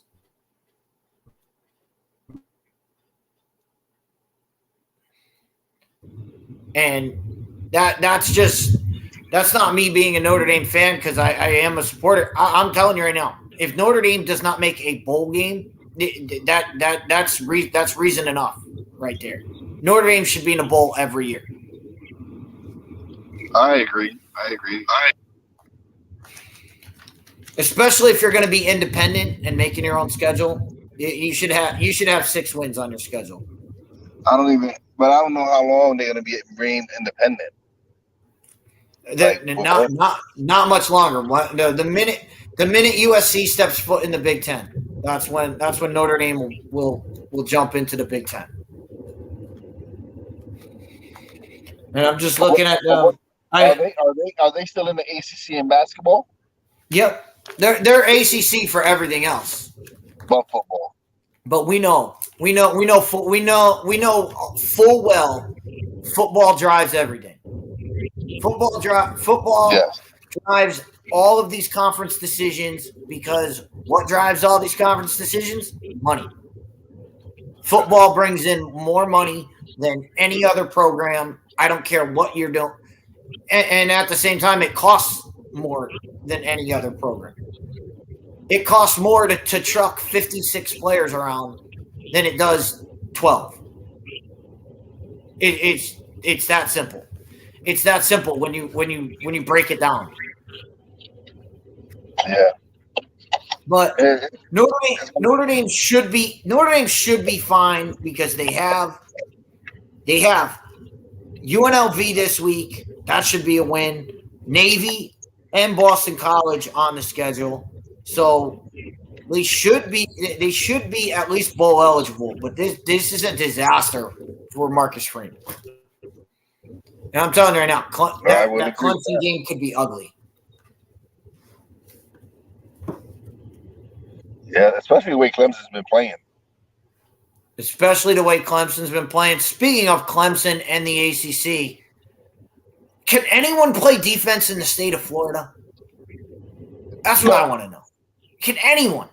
Florida State's defense gave up 28 points in 4 minutes. The last 2 minutes of the first half and the first 2 minutes of the second half, they got absolutely destroyed. The Florida Gators gave up 45 points to an LSU team that has struggled on offense all year. Miami can't stop anybody. UCF has never played defense. Like, I was thinking about this. Even back in the days of, I'm going to go all the way back to the Urban Meyer era of Florida. You had guys like Ahmad Black on defense. You had guys that could rush the passer in Florida. Where have all the Florida defensive players gone? I mean, you think back to those Miami teams, Jonathan Vilma, Vince Wilfork, Ed Reed, Sean Taylor. Go down the list, defensive players that were absolute juggernauts. But they you know what it is? A lot of the in-state talent is going out of state. Those Miami teams were built with kids from Miami. That was the Howard Schnellenberger. That was the genius of Howard Schnellenberger because he coined the phrase. If we recruit Miami, we'll win. That's exactly what he did. And Jimmy took that to the next level where he took Miami and Dade County and just said nobody's going anywhere. All these guys are staying. And they built that program on. A lot of those Florida, a lot of Miami kids stood home. And a lot of recruits. and a lot of those kids, they were so bad. That's one of the best 30 for 30s is the original The U, where they showed how the team was built, because they had to fight the administration to be like, no, you need to let these kids in. These are kids, and the administration was like, we don't want these kids. We want the intellectual types, and they were like, no, you need to let these kids in because they'll build the program. And that's how they got guys like Benny Blades and Michael Irvin and all those guys from the 80s, or Ray Thomas, all of those guys. Yep. That's how they got them in, and that's how they built their program. And then you follow with Warren Sapp. You had Jerome Brown. You had some really good players, like really great players actually from out of Miami, man. You could go down. You can go down the list when we talk, as we do this we do our summer of greatness. When we talk greatest college football teams of all time, there's like 3 or 4 of them that are Miami. I mean, I'll say it right now. We usually don't do greatest college football team because there's no question about it. The 2001 Miami team is the greatest football team of all time. They had third stringers that were their third string running back was what's the guy? The guy who just finished in Buffalo. Played in San Francisco forever. Oh, Frank Gore. Yes, Frank Gore was their third string running back. Ended up being the third leading rusher in NFL history, and he couldn't even get on the field for that team. That's how good that team was. Was that the team with Portis on it? That was the team with McGahee and with McGahee, yes. Yeah, they had McGahee and Frank Gore. Yeah. and then their third string guy coming around. I was like, Jesus Christ! Even guys like Andrew Johnson went in, was a number 5 pick 2 years later. Couldn't get on the field. That's how good that team was. Yeah. Yeah, but, really. If you were to go like to do a list of college teams, right? Have the best players at every position. That Miami squad would be crazy. I can almost guarantee you at least five of those players will be from the 2001 from the 2001 Miami team, from one team. Because you're talking safety. You're going to put Sean Taylor on that list. Of course, yep. You're going to put Sean Taylor on the list. You're going to put Eric Winston on that. You're going to put Eric Winston on the list for guards. Their offensive line was jacked up. Wide receivers, you're going to put them there. Jeremy Shockey. Yeah. You got Jonathan Vilma. You got. Listen, there's when you talk Miami football, man, you talk who's of college players, man. Yeah, and especially then when you go back to the old, you got Sapp, you got Brown, you got Irving, you got Benny Blades. You got a bunch of great players coming out of Miami. Gino Toretta, all these. Ray Buchanan, yeah. And that was, and then they had the other guys like I mentioned, Ray Thomas. Ray Thomas, people won't remember Ray Thomas. Anybody who watched the Cotton Bowl will remember him. But that's the kind of guys that they had. They were getting guys that you didn't even think about, and all of a sudden they jump on the Miami team and they were monsters. I still remember that Notre Dame game. That Cotton Bowl is one of my favorite games of all time. Where they were, I remember Lamar Thomas saying, "We got off the bus and we were like, let's just beat the crap out of these guys and go home." Yeah. And that's all they did. That's all they did. Guys were dancing in the running up the chute, doing the guns coming back, dancing in the end zone. I remember Mike Francesa getting on there and going, "This is the most disgraceful thing I've ever seen." No, the disgraceful thing was the fact that it was 54-0. That was the disgraceful part. Miami was just having fun. And that's what pissed off a lot of people was their swagger. Was that they had that swagger, man. They had that swag that they ain't care who they played, they were gonna punch them in the mouth. Yeah, and they were the first team that I was really into because they were that team that I love guys. I love guys who are going to tell you they're going to tell you that they're going to punch you in the mouth. They're going to punch you in the mouth, and then they're going to celebrate that they punched you in the mouth. Yeah, it was funny. It was funny when Michael Irvin was telling the story how they went to a club and you had Dolphins players that couldn't get in, but Miami Hurricane players that could get into the club. Yeah, they were getting in. They were getting in, and Two Live Crew was holding booths for them. Yeah. And the Miami Dolphins players were sitting there on like, "Hey, can you guys? Can we get in with you?"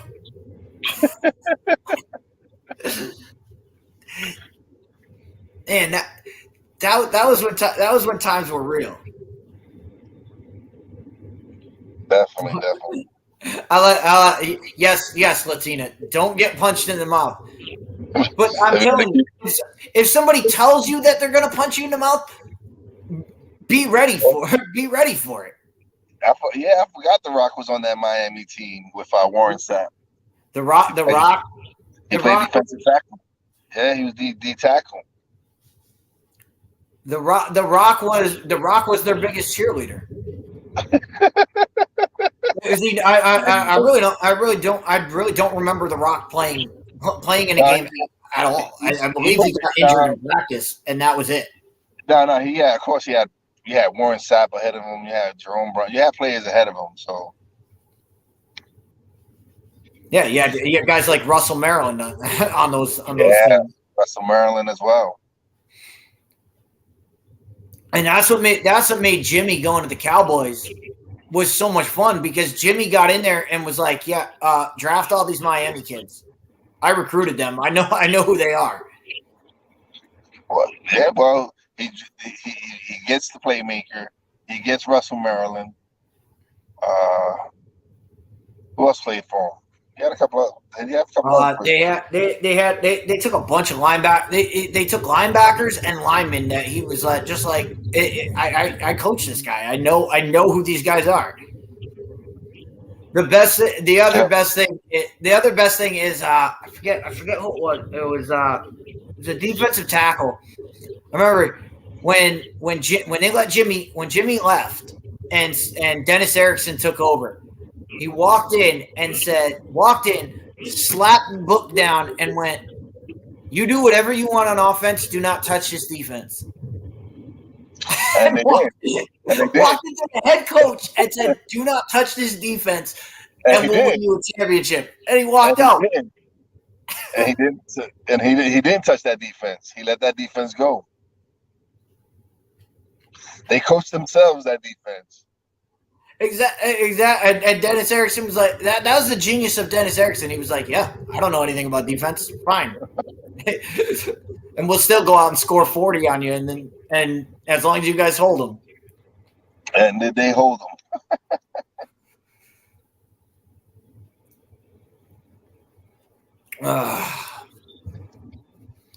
Man, so are you going to be doing shows while you're on vacation?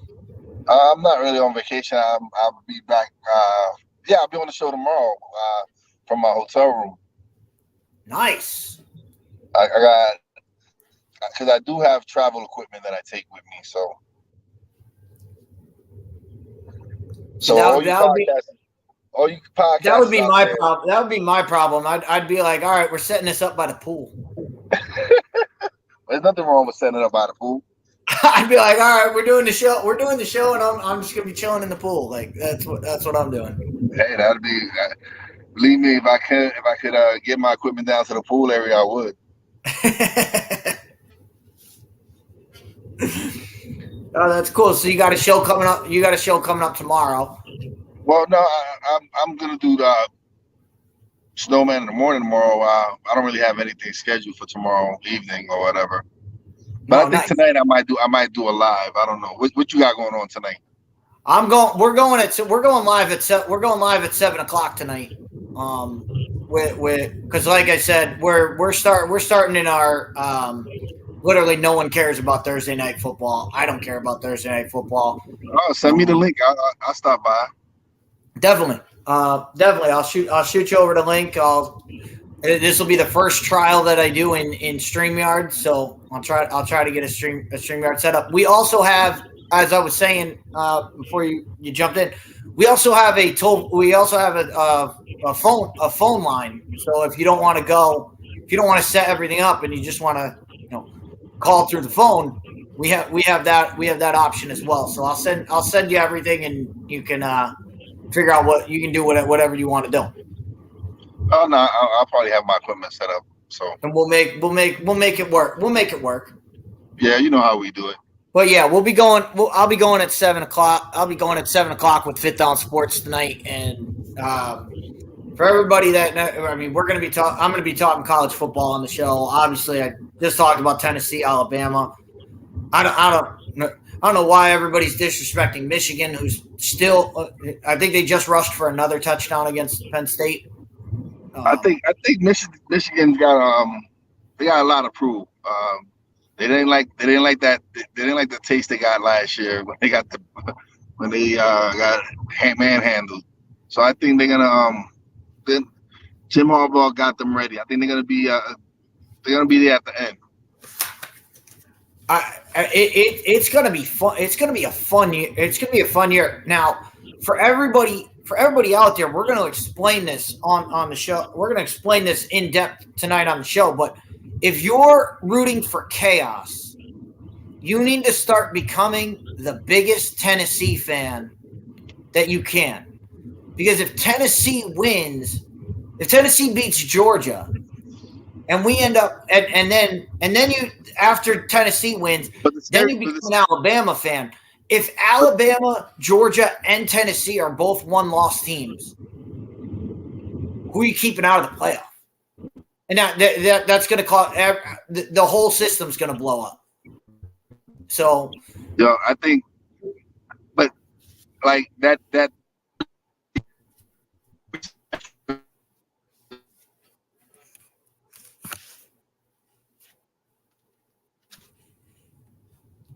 I think we hit a dead zone on that. Am I back? Is it back? Yeah, you're back. So yeah, I was saying that Georgia D was pretty good last year, and if this Georgia D is better, imagine that now. So you got to see. But I don't think there's anyone that's going to beat Georgia.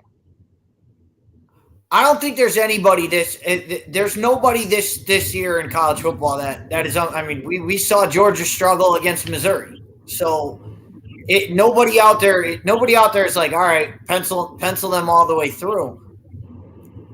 But I'm telling you, if you want chaos, I like Tennessee though. I like teams with one loss, and then you want Ohio State, Clemson, and TCU to be undefeated. Because who are you keeping out? Who are you keeping out? And if Alabama wins the SEC, but they lost to Tennessee, heads up. They lost, and if Tennessee's only loss is in the SEC championship, how are you keeping them out? How are you going to keep Georgia out if their only loss is to Tennessee? That's absolutely crazy. And then you'll have 3 undefeated teams that you're like, all right, well, where do we go from here? That'll be the blow up of the system. Well, yeah, because you're going to either have Ohio State or Michigan is going to be undefeated. One of the two is going to be undefeated. And then the chaos factor would be if a team like Purdue were able to get an upset and win the Big Ten conference. What the all hell would break loose, and that's what we root for on Fit That. We root for chaos. I want chaos because I want the system changed. Because there's no reason why these teams should be doing this. And this year, this is the one year where you're going to look at this and go, how are 8 teams in this? You can't get to 8 teams this year. There's 6 good teams, and that's it. Everybody else should not be even be thinking about the playoff. Well, if we have that chaos, they're going to be like, oh, see, this is the reason why we need to expand it. This is why we need more teams in it. Yeah, and they're going to look at it and go, wait a minute. Because if you expanded it to 8 teams, 5 of them would be from the SEC right now. Yeah, because you got to throw Ole Miss in there. If their only loss is to Alabama, how are you gonna keep Ole Miss out? How are you gonna keep Ole Miss out if their only loss is to Alabama and Alabama ends up winning the SEC? You're gonna go, well, they lost to the champion of the conference, and they're gonna go down, and then you're gonna get into the whole situation of how do you let Ole Miss get into the playoff when they didn't even play in their conference championship game and Alabama had to play a conference championship game? That's not fair to either of those teams. That's not fair to anybody who played championship weekend.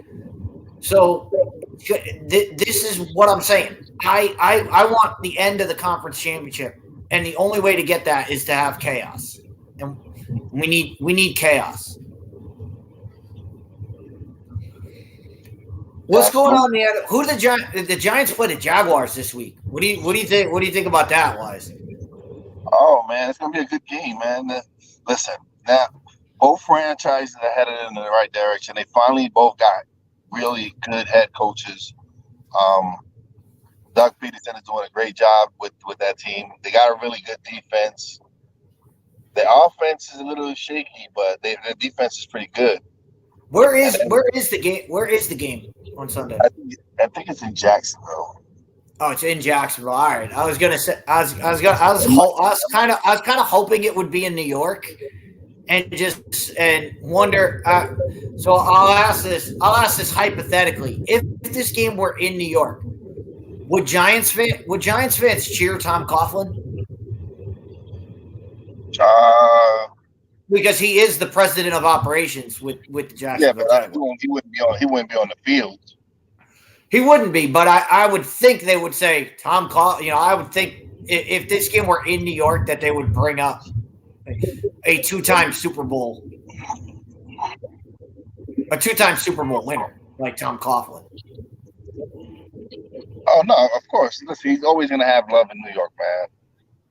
I'm saying that, but same thing with Bill Parcells. They're 2 New York legends. Whenever you bring, he's revered in New York because he brought titles to New York. So you win championships in New York,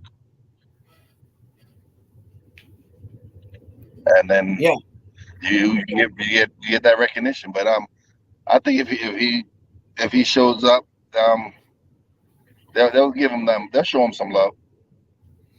All right, that's fair. I would expect nothing less, because what Tom Coughlin did for that franchise, he brought them back from the dead. I mean, oh yeah, he helped us. We don't even mention the Ray Hadley era anymore because of what I forgot about Ray Hadley, man. Those years are erased from my memory. Those Dave Brown issues where Dave Brown couldn't even get a snap. Yeah, no, that Ray Hadley era is out of I don't even recognize that in my memory banks anymore. Nobody does. Nobody acknowledges that anymore. They're like, the Giants just they went from Bill Parcells right into the 2000 era. That whole era doesn't. The only thing that counts for the Giants. The only thing that counts for the Giants in the early '90s is or not the early '90s, the mid '90s and on is Rodney Hampton. That's about it. Yeah. You had Hampton, and you had it wasn't really much celebrated about those those Giants teams after Parcells. Who else you got to celebrate? Jason Sehorn? That's about it. I mean, that was all. That was all the Giants had going for them. They didn't really have really much. We didn't have the pass rush we had back. As soon as Parcells went, it kind of just started falling apart, man. It did, and then they found the right. And then they found the right guy in Jacksonville. Jacksonville was dumb enough to get rid of Tom Coughlin, and the Giants were like, "Thanks, we'll take that." Yeah, Tom Coughlin did. He led Jacksonville to the promised land. Look, with that team with Brunell, Jimmy Smith, Fred Taylor, you had Keenan McCardell. You had some really good players on that Jacksonville team. Jimmy Smith and Keenan McCardell, they were a tandem. One of the best tandem receivers in the NFL there in that time. So Tom Coughlin is a proven winner. He proved it in Jacksonville with that expansion team. You had Baselli on that team. You had Brunell. You had Jimmy Smith. You had Keenan McCardell. Who else? Who's the running back? Fred Taylor. It was Fred Taylor. Yeah. Fred Taylor was the running back, and he was a guy. He was a 200 carry guy. They gave him the ball all the time. Yeah, no, but he was a hell of a coach. Wait, I got to ask a question to the chat here, and this goes to Latina. Which team? What happened to which team? The Bengals. The Bengals from the late 90s and 2000s. I'm trying to think of which Bengals teams that is. I'm trying to think of which Bengals team would that be? Would that be the Achilles Smith Bengals? That's what I'm thinking. I'm like, wait, what? You'd have to go 2005. I would think when you're talking Bengals, you're talking Chad Johnson, you're talking Vontae's perfect. Vontae's perfect. Yeah, TJ Houshmandzadeh. You had Chad Johnson, Carson Palmer. Carson Palmer, yes. Pre Steelers knee blowout. Yeah. At running back, you had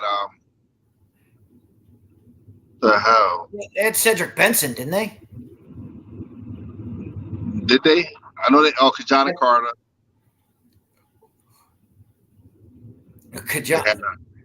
Yes, Kajana.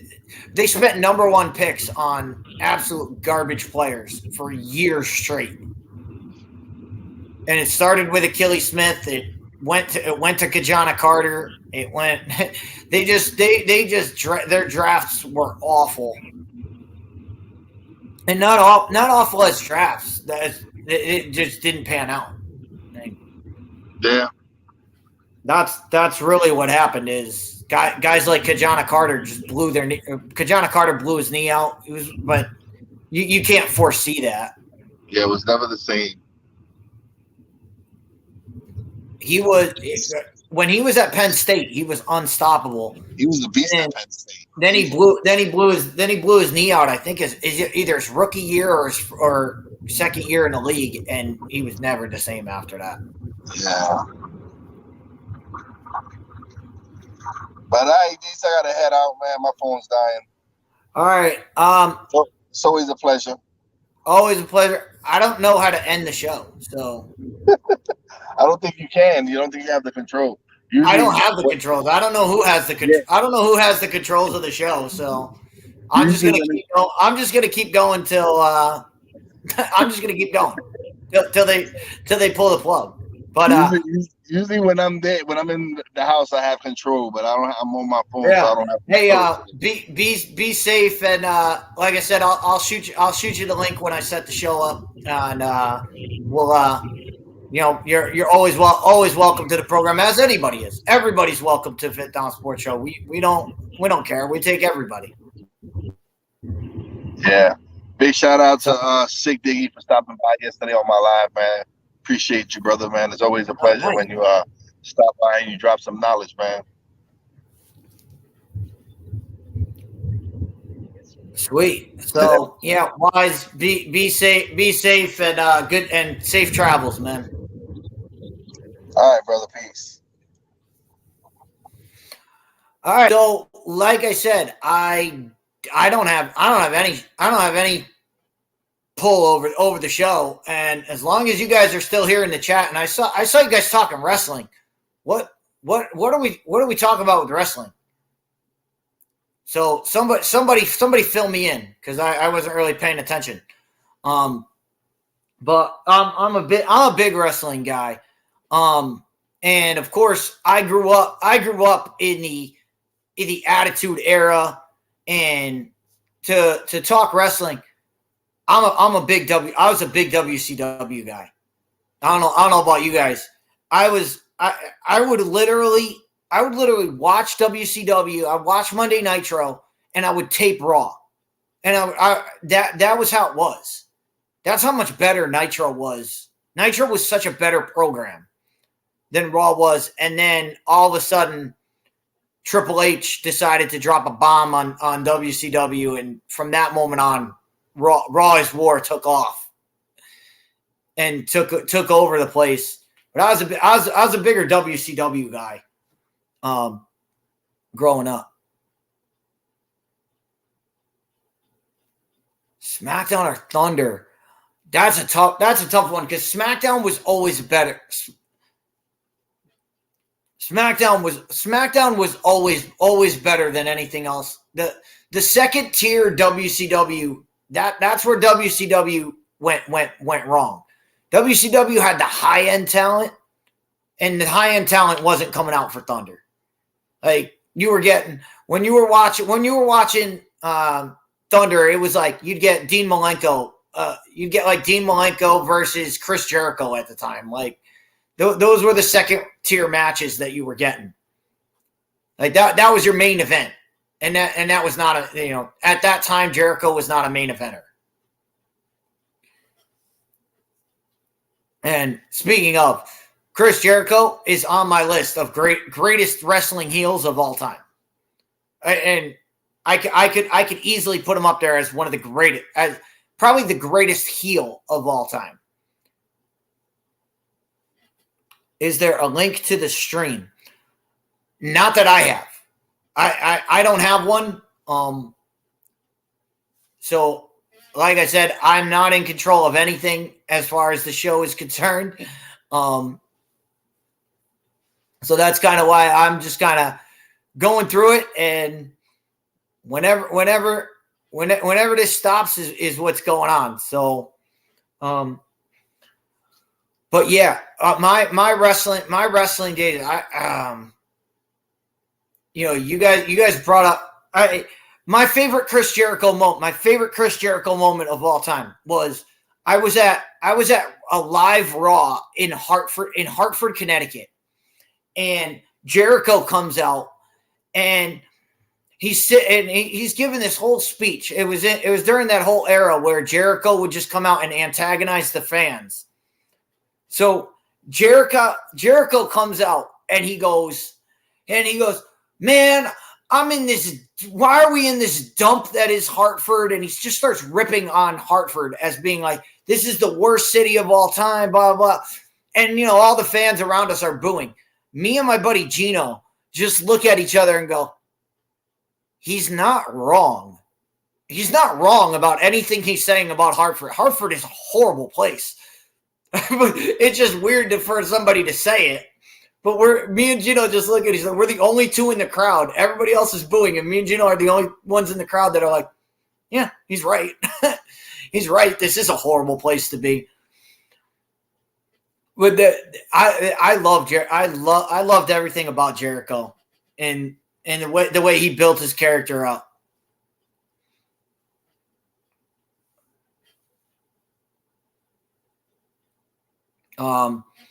But yeah, you guys were mentioning the Rock.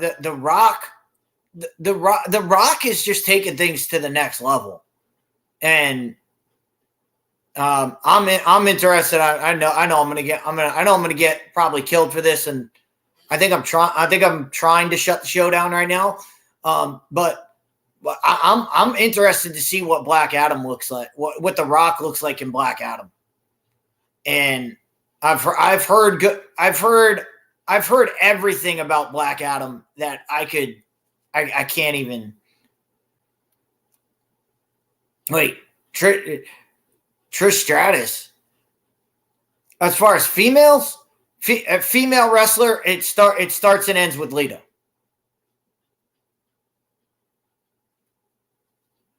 That's where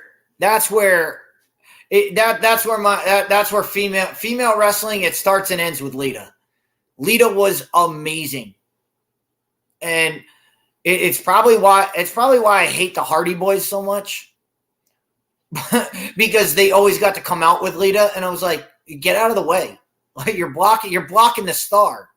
The star of that show was Lita. She ran that show when you had them. I don't know how much you guys are into wrestling nowadays. Dude, what made the WWE in the 90s was tag teams. Tag teams were awesome. You had, as I mentioned, the Hardys. You had 3D. You had the Mudslingers. you had Mosh and Thrasher. You had actual tag teams that were so cool. I don't know if you they did that behind the ropes or whatever wrestling thing. They did one on the Legion of Doom, and that was one of the coolest things. That was one of the coolest things I remember.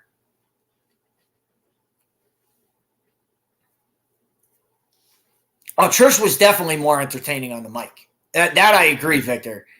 Trish was definitely better on the mic. Lita was not good on the mic at all. But the thing is, she didn't have to be. She didn't have to be, because basically she was back in those days, she was the one that would be, just bring it to the ring, I'm gonna kick your ass. And then she would fight whoever the diva was that was in at the time.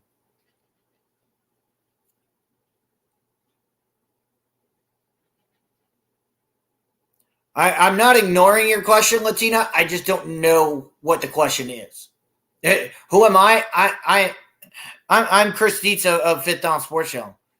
So I don't know what else there is. Yes, the Headbangers, DOA. I love DOA. The Bushwhackers. But those were tag teams were awesome. I loved it. And you could even go to WCW with Harlem Heat. You had the Horsemen, you had the NWO, they were built by tag team. They were built by a tag team. They were built by Nash Hall. The Outsiders. The Outsiders built the NWO from the ground up. You had the Steiner brothers. You had you had makeshift tag teams when they would put Luger and DDP together.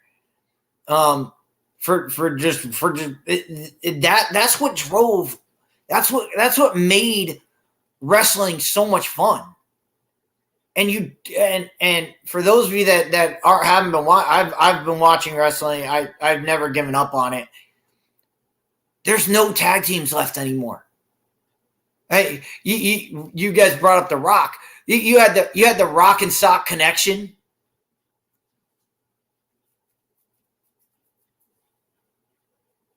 That was always a cool. That was a fun one that I liked. That I did like. You had Stone Cold and probably the greatest character Mick Foley ever created, Dude Love. They were tag team champions for a while. So it was just a great thing. They need to get back to that. They need to get back to tag teams that are really good, because right now what they use the tag team for right now is they basically just say, all right, let's put 2 stars that we want to build up. Let's put them together. We'll make them champions, and that way people get to see them. But that's not the way. When you have a legit tag team, that's when things get great. That's when things get fun.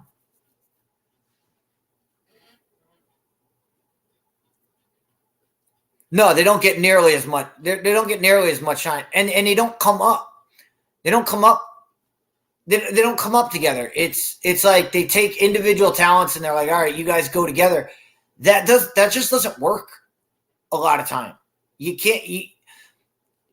To make a great tag team, you always have that one guy who's the superior talent, and then you have the other guy who can hold his own, but he can do that. I mean. I always look at when you look at Billy Gunn and the Road Dogg. I mean, Billy Gunn was the tactician. He was the tactitional wrestler. But the Road Dogg would come out and be the hype man, and he would absolutely kill it. Oh, the Hollies. Too cool was a good one.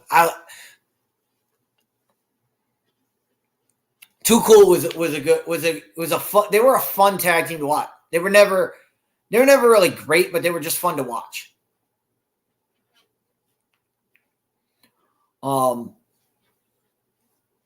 So that was kind of my grow up in wrestling.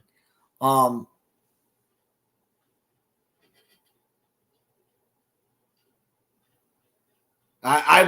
would assume so. Latina, I would assume so, maybe. Oh, ECW. I loved ECW. I was a huge ECW fan. Sandman, one of the greatest wrestlers of all time that doesn't get any talk. Yeah, New Jack. New Jack was a star before wrestling was stars. Oh man, and that's one of the things, Victor. We were talking about when I was talking about songs before. Dude, you couldn't get away with New Jack today. New Jack, people would absolutely throw a fit over New Jack. The things New Jack did, and again they did one of those. I forget what the show is. Yeah, Dark Side of the Ring. Dark Side of the Ring, New Jack. Oh my God, the things New Jack did was absolutely insane. And you had guys like Sandman saying you didn't mess around with New Jack. Like even Sandman knew you don't mess around with New Jack. But yeah, ECW. I loved everything about ECW. No, Latina, Snowman is not coming on today. And if you read the description on the show, it explains why. And I know Cole said he was going to get to it. I don't know the whole thing, but Snowman is medical reasons. For medical reasons, and we wish him well and wish him the best, and everything's going to go good. Yes. Victor, the entire dark side of the ring is about the stabbing that happened. It is when New Jack stabbed that kid. Because Sandman said it. Sandman said when he went in the locker room, New Jack said, "I'm going to stab you," and the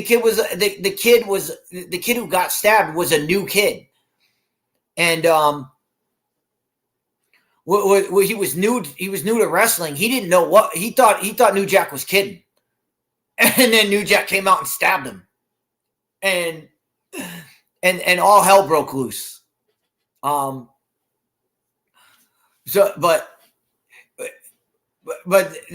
if you watch that Dark Side of the Ring, New Jack never changed.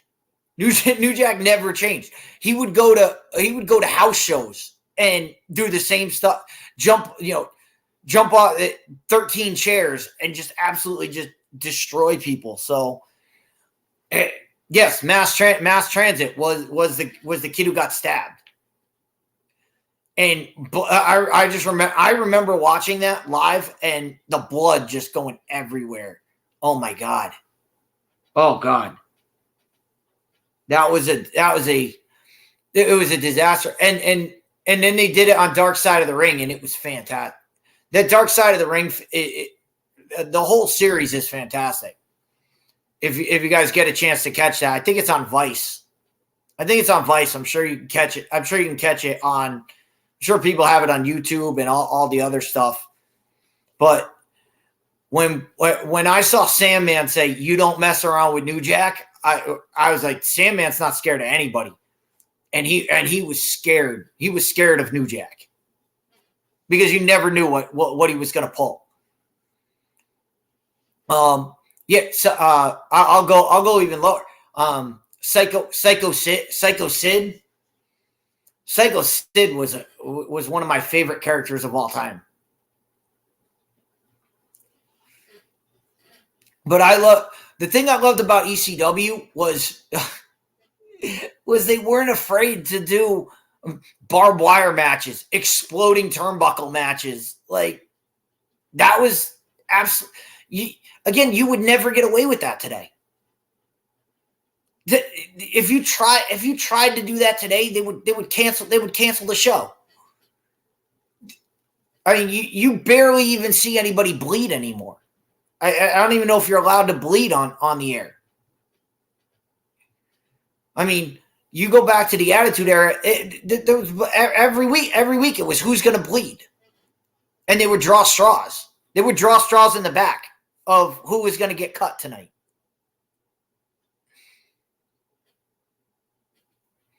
Yes.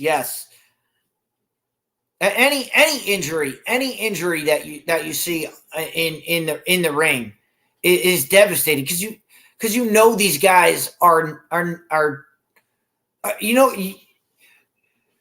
for people that say people have always said, oh, the wrestling is fake. No, the matches are fake. Okay, the outcomes are scripted. But those guys are actually, to see guys doing the stuff that they're doing, you can't fake. You can't fake a lot. You can fake some of this. You can fake some of the punches and stuff. You can't fake jumping off. When New Jack jumped off the Teletron, I'm sorry, that wasn't fake. You can't fake that.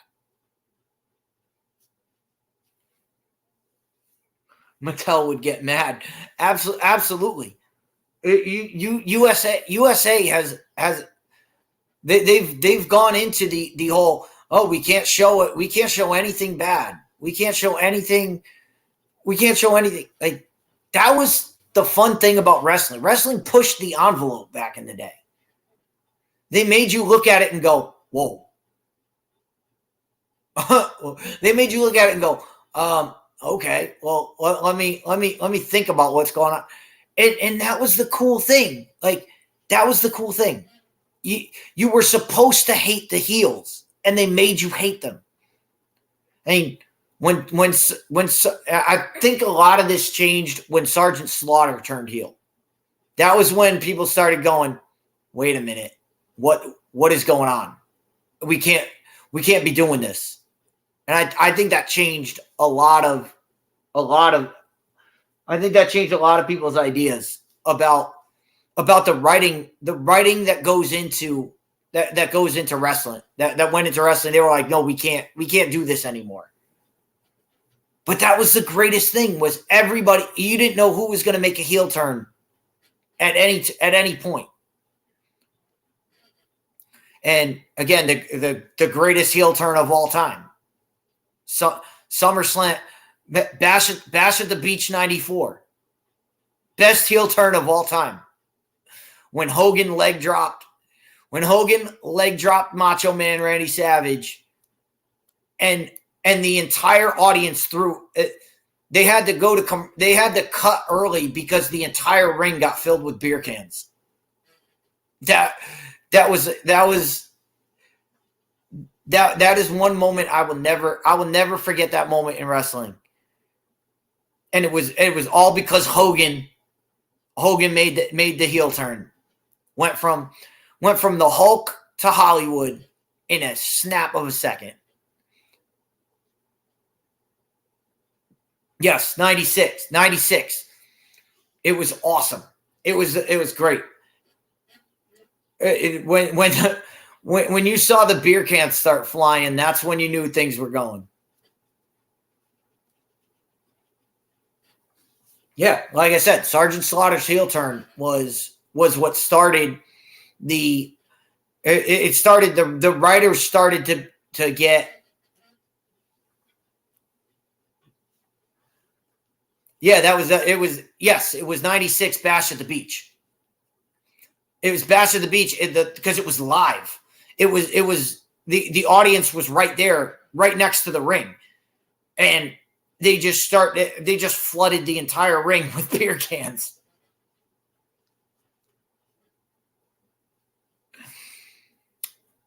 It was that show was all hell broke loose at that show. It's one of the best pay-per-views. It's one of the best pay-per-views because everything that went wrong could have gone wrong. And WCW at the time was like, let it happen. Let it go. Just let all hell break loose, and we'll see where the dust settles. That was what was cool. That was when they had cool writers. Again, I'm not going to sit here and try to tell you, oh, wrestling's not fake. It's not this. No, we know that there are writers in wrestling. That's not why we watch it. I've tried to explain this to people all the time. It's a male soap opera.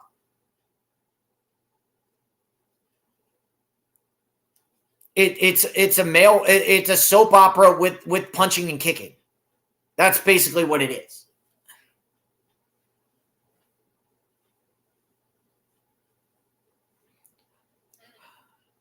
I loved Larry Zbyszko. Larry Zbyszko was such an awesome character. I loved him. I loved his takes because everything he did was biased. When the fake Sting came out and he goes, oh no, he didn't turn. And then you saw that it wasn't. And then the real Sting came out and Larry Zbyszko lost his mind. That's Sting. That's the real Sting. And then, of course, Sting cleared house with the baseball bat. Oh, great. Fall Brawl is by far my favorite event. I've never gotten over Fall Brawl. They've tried to bring that back so many times. You can't redo it. You can't redo it the way that it was. 4 rings, all the guys going at once. That was nuts. Like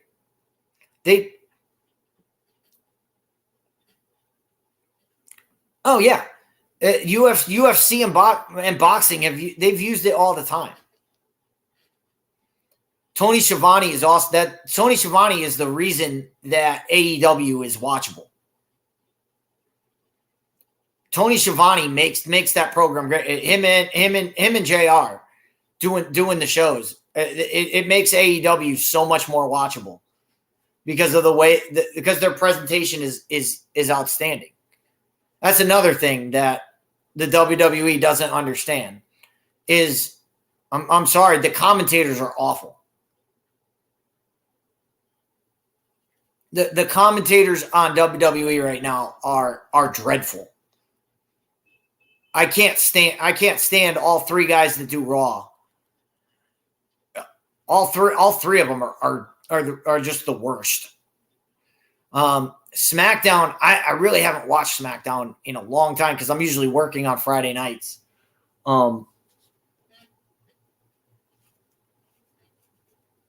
Yeah, and not only did they do that, but they also have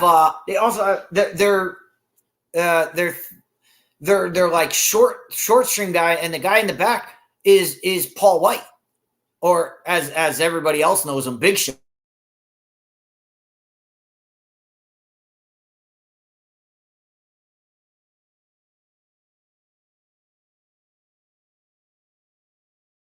Are we getting kicked off? Because that would be cool. Oh, nope. That was just my internet, I think. I think my internet jumped.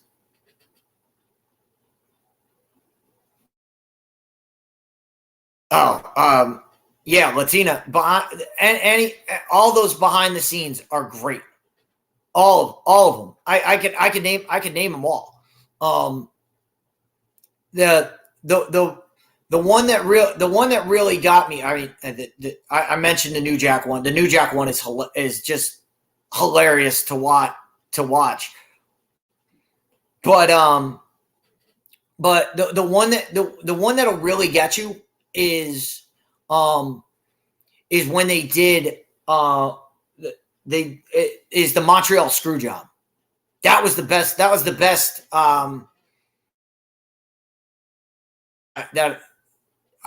That I saw. They did the probably the funniest one to watch. If you want to watch one that's funny and you'll get all is the plane ride from hell. Stories of wrestling of all time. Guys just getting coked up and having fights on a flight on a flight in the middle of and JR is sitting there going, what the hell are we doing? And guys are just getting in brawls on a cross country flight. That was nuts.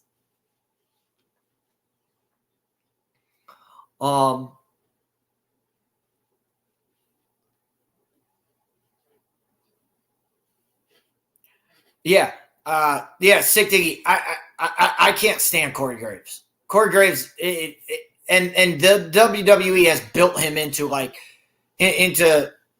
they've built their marketing around Corey Graves, or around Corey Graves being the presenter. He's so bad. He's awful. He's an awful commentator. And then the other guy that's on the other side of Tom Phillips is even worse. Byron is he has no charisma. He has no he doesn't get you involved in the match. You know exactly what these guys what they're going to say each and every time. Like for those guys, I would say go back and watch Jerry the King Lawler. Like Jerry the King Lawler knew how to get make a bad match exciting.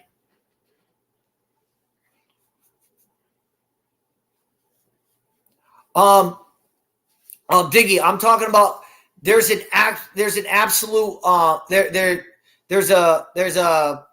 Dark Side of the Ring. It's called The Plane Ride from Hell. It's the it's the funniest one that they did. Because all the other ones are tragic.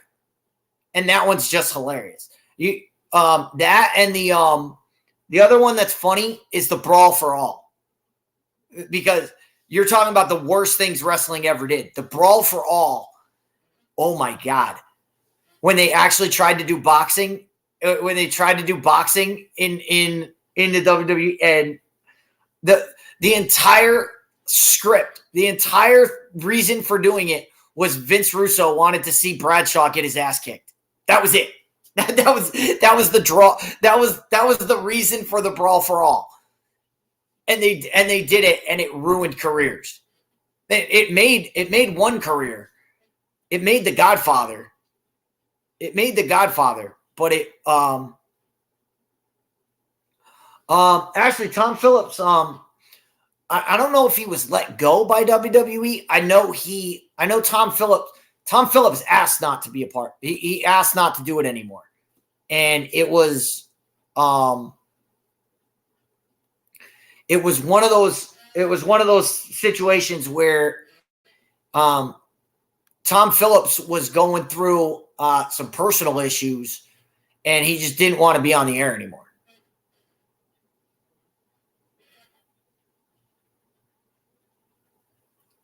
Oh yeah. Yeah, that was I'm trying to think of the name of that one. It was like the money it was the day that somebody bought Yeah, they brought all the WCW guys over to North Korea, and it was an absolute disaster. Nobody knew who they were. Nobody knew where they were going. Nobody knew what they were doing. They got to the arena, and it was supposed to be like there were supposed to be like there were supposed to be like thousands of people, and there were like dozens. Like, I remember that one, that Dark Side. They were talking about the guy who ran it was basically using the money that he got just to buy coke. That's the money he got for promoting that. He blew it all. He blew it all on coke. And that was why they did that one.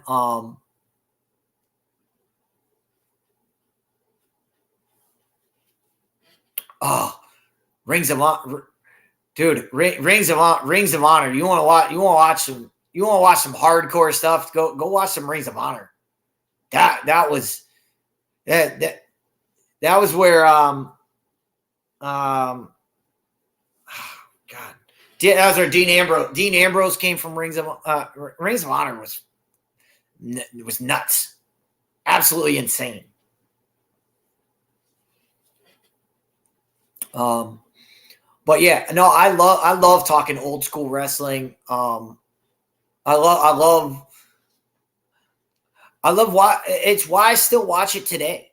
You know, I still watch it today to this day to relive those moments. And it every time I watch Raw, it brings me back to those moves. Oh, Crown Jewel is awful. Crown Jewel is they're trying to bring WWE to an area that's not respective of WWE. They don't care. Saudi, and the thing is, they have to tailor the show to the Saudi Arabian culture. The women aren't allowed to fight. Women aren't allowed to be in the ring. It's I understand. I get it. I get it. It's a cultural thing, but if that's their culture, you can't bring the WWE there. You have to be like, no, women are half of what we do.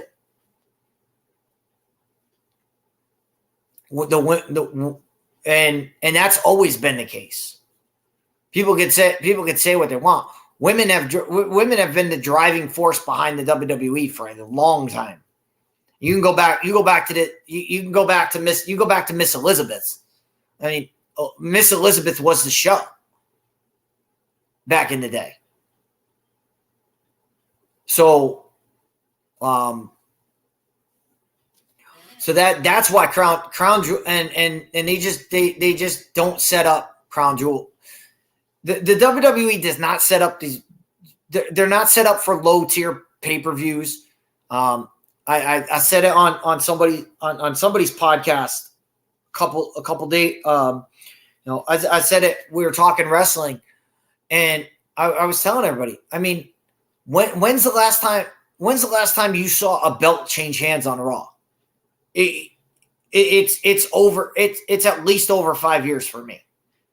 I don't think I've seen a major belt in the Attitude Era. We used to see the belts change hands on Raw, and that's what got people involved. You can't just leave it for the pay-per-views. You have to give us a reason to watch.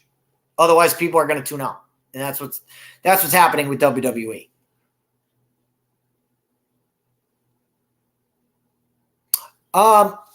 Latina. We've only done one. The reason for that is we've only done one live stream since then. And that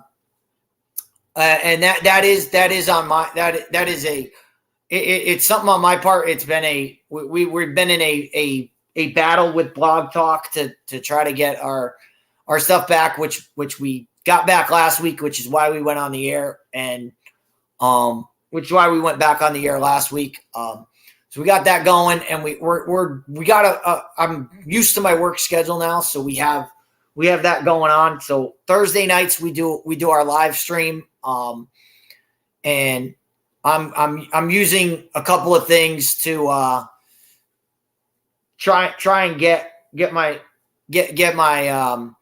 I'm trying to get videos posted. I have them written. I just have to actually do them and get to them. But we're gonna do a lot of stuff. We're gonna talk about a lot of different things. So if you're sub to us, you know, it'll pop up when I create the show and when I actually do go live. And I will say this: we are going at 7:00. We're doing that nowadays. And again, I know tonight we got the baseball going on, so I'll be checking in on that. We'll be doing that. We'll be doing live updates of the baseball game as we go and all of that. So that's what we'll be doing going forward. And another thing that I haven't really talked about, and I'll use my time here to talk about it. I'm actually in the process of a friend of mine asked me to help him write a television program. So I've been writing scripts for that. So that is exactly what we do. That is exactly what we do, Latina. Our videos are there. You can watch our videos are there.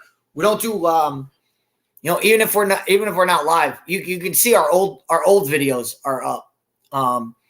And to get a feel for our program, the program is pretty much what I'm doing right now.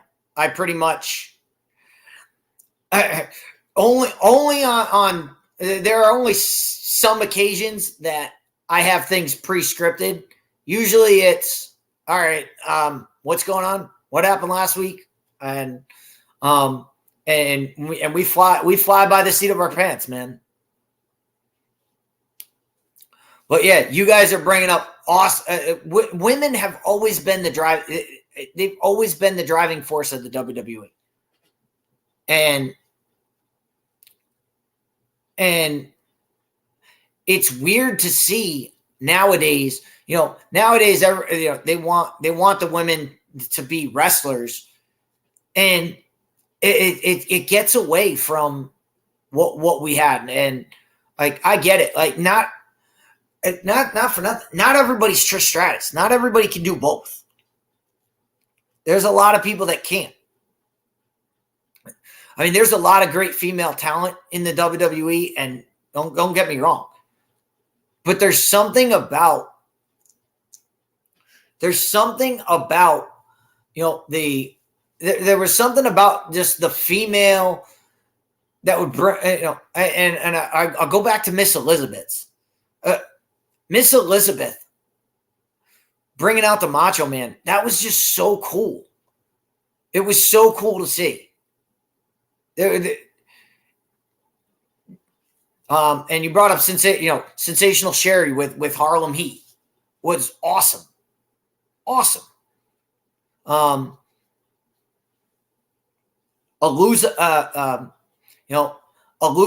Blaze. Aluza Blaze was such a cool character. Like, they were actual characters. They didn't have to throw punches. They didn't have to be in the ring. They were just cool characters. And yes, the manager and the valet, it's just a dying breed. And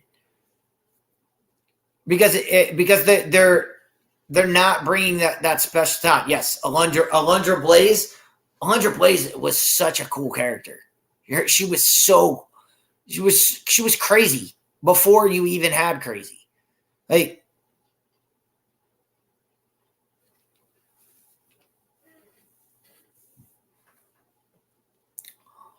so we'll be, yeah. So tonight on, you know, so on Fifth Down going forward, we'll be doing a lot. We'll be obviously doing a lot of football stuff. We'll be doing a lot of that. We also talk everything. We talk Marvel. We talk movies. And anything that people come up with. And that's why I love doing the show with live callers, because I have no idea. I have no idea what people want to talk about. Whatever people want to talk about is what I do for my show. But like I said, I've been taking a lot of time out because, like I said, I've been trying to work. I'm trying to work on a network TV script. So I've been kind of putting, I've been kind of spreading myself too thin, and the Fifth Down has kind of taken a back seat to some of the other stuff. But now that I'm back on schedule, I'll be doing a lot of that. So speaking of, I have been filling time here. I'm gonna leave the studio and see what happens. So I'm gonna get out of here, guys. And like I said, Fifth Down Sports Show tonight at 7. Everything we'll be back at it. Like I said, I'll be talking college football. I'm going to try my best to get you guys excited about this weekend in football, but I don't know. I don't know if that's possible with the slate of games that we have. It doesn't look pretty. The schedule does not look pretty. But we'll get into it. We'll do we'll do our picks against the spread, and I give you the scores so you can do your own over-unders for that. So, all right, guys, it's been great. You guys are great in the chat. You guys are what make the show. You guys are what make all the shows. So like and subscribe to everybody that's been on these shows. To Ryan McCarthy's show, to Wise's show, to Cole Sportz, to Fifth Down, Playmaker, anybody all the guys who come on this show. 7 Eastern, 7 o'clock Eastern. I live in Connecticut, so I go by Eastern time. Pacific. So what's that? 4 o'clock Pacific. And in case you missed the beginning of the show, it's okay. We go for 2 hours. We go for 2 hours. So I think it's 4 to 6 out there. Where we'll be doing our live stream, and like I said, anybody's welcome to jump on, and we'll get all that stuff going. So everybody have a great day. Enjoy. If you're watching the baseball tonight, enjoy the game tonight. Game 2, Houston Astros, New York Yankees. And check us out. But I'm going to check out of here and see what happens. So I'm going to leave the studio.